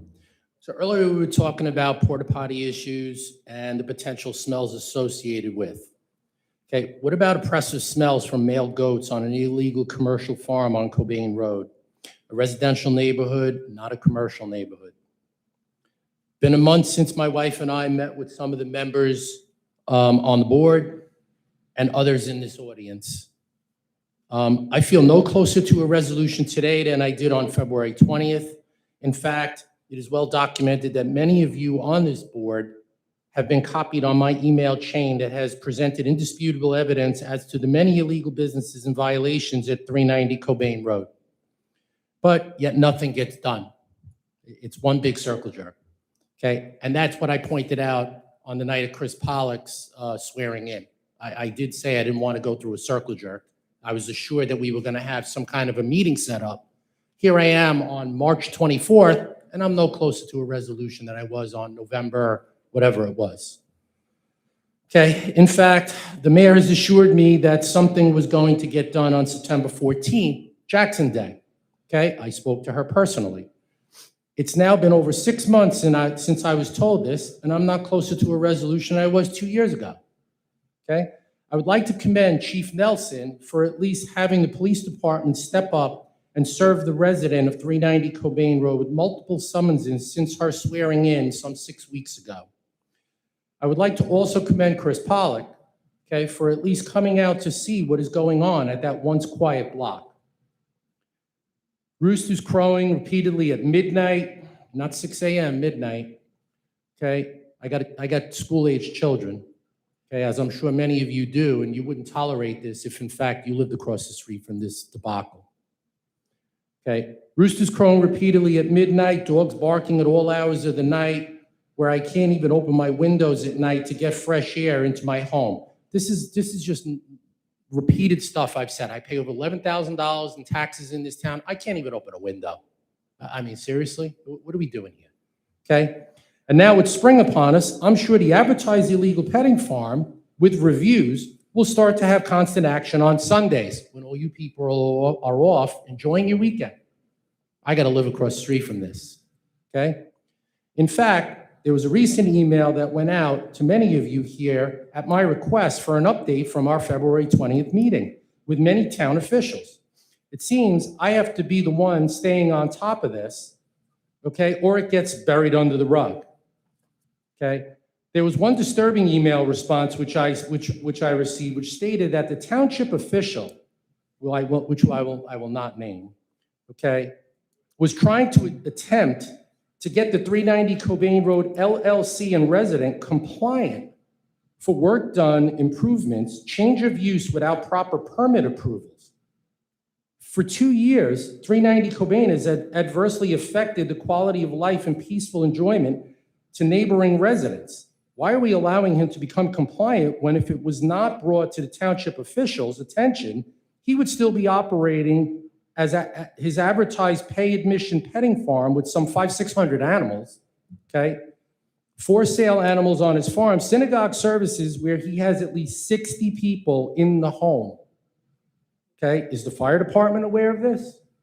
Okay? Weekly large gatherings, okay? His illegal paved parking lot that has 20 cars per weekend without the neighbors being informed this was being done, which is standard practice. Right? Anybody within 200, what is it, 200 feet, 200 yards? Supposed to get a notice in the mail, right? Got nothing. Got a parking lot, though, with 20 cars every weekend. Yeah. Okay? And about 40 plus people that walk in. So that's, I don't know, I'm not very good at math, but that comes out to at least 60 people. Why do we have ordinances and laws if we are not going to enforce them? This is my third time here. I mean, guys, So I just- are we going to sit on this? So or are we going to do something about it? I apologize. I want to respond. So I was at that meeting that we had in the administrator's office. One of those ideas that code enforcement, together with code enforcement and animal control, Mr. Cheney does a great job managing both of them, brought up was the ordinance that was introduced tonight. Tonight was the first. We immediately after that meeting contacted. We have to give our code enforcement and our zoning the tools to be successful. And I think the council unanimously adopted that ordinance tonight, which came out of that meeting. I think that was a very big positive step, giving the resources. I can tell you that I know that the mayor and the business administrator have been in constant communication with the chief of police with regard to making sure that all the various leverages of positions within government are working together. I also think that our code enforcement wants to make sure they're following the law and make sure that they have the resources to enforce whatever they are enforcing. So we are working with them. And we will continue to be in touch through the business administrator with Mr. Cheney, making sure that we have everything possible to do. Well, I know animal control has said that he's reduced his dogs there, but that doesn't, if he's got one dog, okay, and we're not talking about a one-off here, we all have animals, we all go see family relatives on Saturday night, whatever, and you come home at midnight, got to let your dog out, right? This is human nature, okay, this is what we do. I'm not talking about a one-off. I'm talking about every single night. I'm going to go home now. It's probably 10 o'clock, right? Guess what? I'm going home and I'm calling JPD because I'm sure his dogs are going to be barking. Okay, this is a circle jerk. It's round and round. I got to live across the street. I'm tired of it. Like I said in our meeting, what is it? I got to take it into my own hands and then I end up like this? Come on. Okay, let's do something about it. Thank you. Anyone else?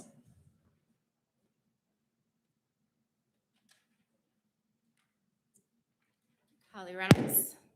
I am on the Environmental Commission, but I'm only speaking as a resident. Tonight, I have two requests that I would like to speak about. First, I ask the governing body consider adopting a resolution in support of the proposed New Jersey Green Amendment. The Green Amendment would add language to our state constitution recognizing that every resident has a fundamental right to clean air, pure water, a stable climate, and a healthy environment. Communities across New Jersey are increasingly facing pressures from development, water quality concerns, flooding, and habitat loss. A constitutional environmental rights amendment would ensure that these essential natural resources are protected not only for today's residents, but also future generations. By passing a resolution of support, this municipality would join other communities in affirming that environmental protection is a fundamental right and a priority for our state.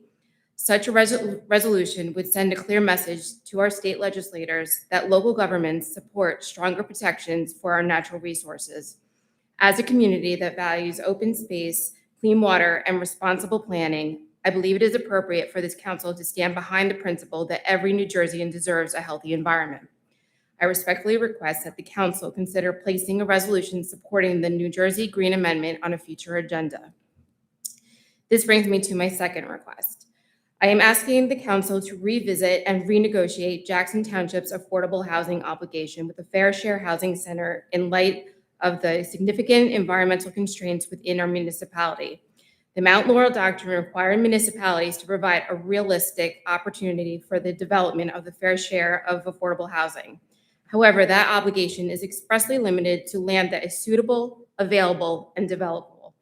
When a municipality can demonstrate that previously identified sites are constrained by environmental or regulatory limitations, it may seek to revise its housing element and fair share plan.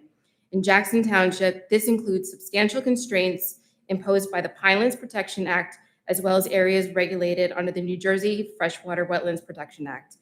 These constraints directly impact the realistic development potential required under New Jersey housing law. A new township administration can seek to renegotiate its affordable housing settlement if it can demonstrate that a substantial portion of the municipality's land is environmentally constrained and therefore undevelopable. These constraints significantly reduce the realistic land capacity available for development and should be fully considered when determining the township's affordable housing obligation. Environmental protections that safeguard the Pinelands ecosystem, wetlands, wildlife habitat, and water resources are essential to preserving the character of ecological health and our community. Renegotiating the obligation based on these factors will help ensure that Jackson Township can meet its housing responsibilities while also protecting the environmentally sensitive lands that make up our community. I asked the township to come up with a competent site-specific plan with environmental-based evidence. I can even break it down for you. The total land in Jackson Township is about 64,000 acres. After preserved and permanently restricted land and already developed land, Jackson is said to have over 1,700 acres of developable land. But that figure ignores reality. Once you factor in environmental constraints, sewer limitations, Pinelands restrictions, and zoning, most of that land cannot support high-density housing. In truth, the land that is actually suitable for high-density development is likely only about 100 to 250 acres. Jackson is not lacking land, it is constrained, and our housing obligation must reflect that reality. I look forward to the creation of the Jackson Township ERI as soon as possible. The township's environmental resource inventory can and should serve as a foundational planning document in support of any effort to amend and strengthen the housing element and fair share plan. An ERI provides a comprehensive data-driven analysis of environmental constraints, including wetlands, groundwater recharge areas, threatened and endangered species habitat, and lands regulated by the New Jersey Pinelands Commission. When properly updated and incorporated, the ERI can supply the objective technical evidence required to demonstrate that significant portions of Jackson Township are not developable under the standards established by the Mount Laurel Doctrine. The township can present a defensible evidence-based justification for adjusting its affordable housing obligation while remaining compliant with constitutional requirements and protecting environmentally sensitive lands. Thank you. Thank you, Holly. And Mr. Reynolds, I just want to mention to you, I did speak today to the planner who was tasked with the ERI, and we made up, she was traveling today to speak on Friday and then set up a time for the next step of that process. So hopefully we'll be in touch in the next couple of days. Thank you.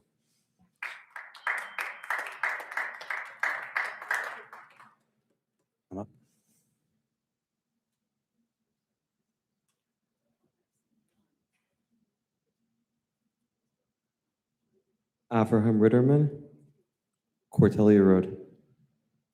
Good evening, council members. I live on a block that is currently zoned R1, which requires a minimum lot size of 1 acre and includes a very expansive setback, has very expansive setback requirements.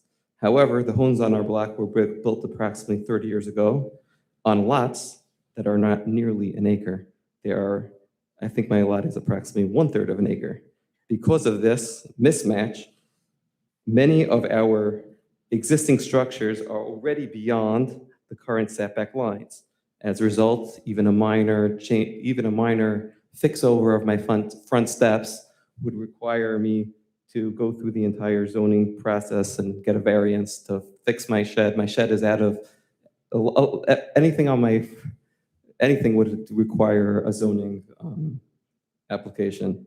During the master plan review process, many of our neighbors petitioned the planning board to address this zoning anomaly. The master plan ultimately included a recommendation that the areas where lot sizes do not match the zoning requirements should be corrected. Now that we are several months into the new council year and more than 6 months since the master plan was published, I wanted to respectfully ask whether the council has discussed a timeline or plan to implement these recommended zoning corrections. Thank you for your time and for your continued service to our community. So thank you for coming. We appreciate it. I do remember that part of the master plan and having a discussion with the former zoning officer, Mr. Papuro, about, I forgot the legal term for it, for lots that are not non-conforming. Pre-existing non-conforming. Mr. Papuro sent multiple lots throughout the town that had that where the zoning changed over the years. And you are right that if you want to, if you want to redo your deck, I have all the stringencies of a 1 acre, but I'm 1/3 of an acre. Yeah. So I'm not pro-development. I moved here 10 years ago because I wanted to get away from a mess. But just like on my personal property, I can't fix my right. front So steps. I will say, as you saw tonight, we had a pretty packed agenda. I will follow up with our attorney and over the next couple of weeks, and we will definitely look into that part of the master plan and seeing if there's a quick fix that would fix a lot of these issues that were brought up by our professionals. So we will look into it and stay in touch. Thank you. Anyone else? Seeing no one come forward, I move to close public forum. Second? All in favor? Aye. Can I have a motion to close, please? Second. All in favor? Aye. And again, thank you everyone for coming.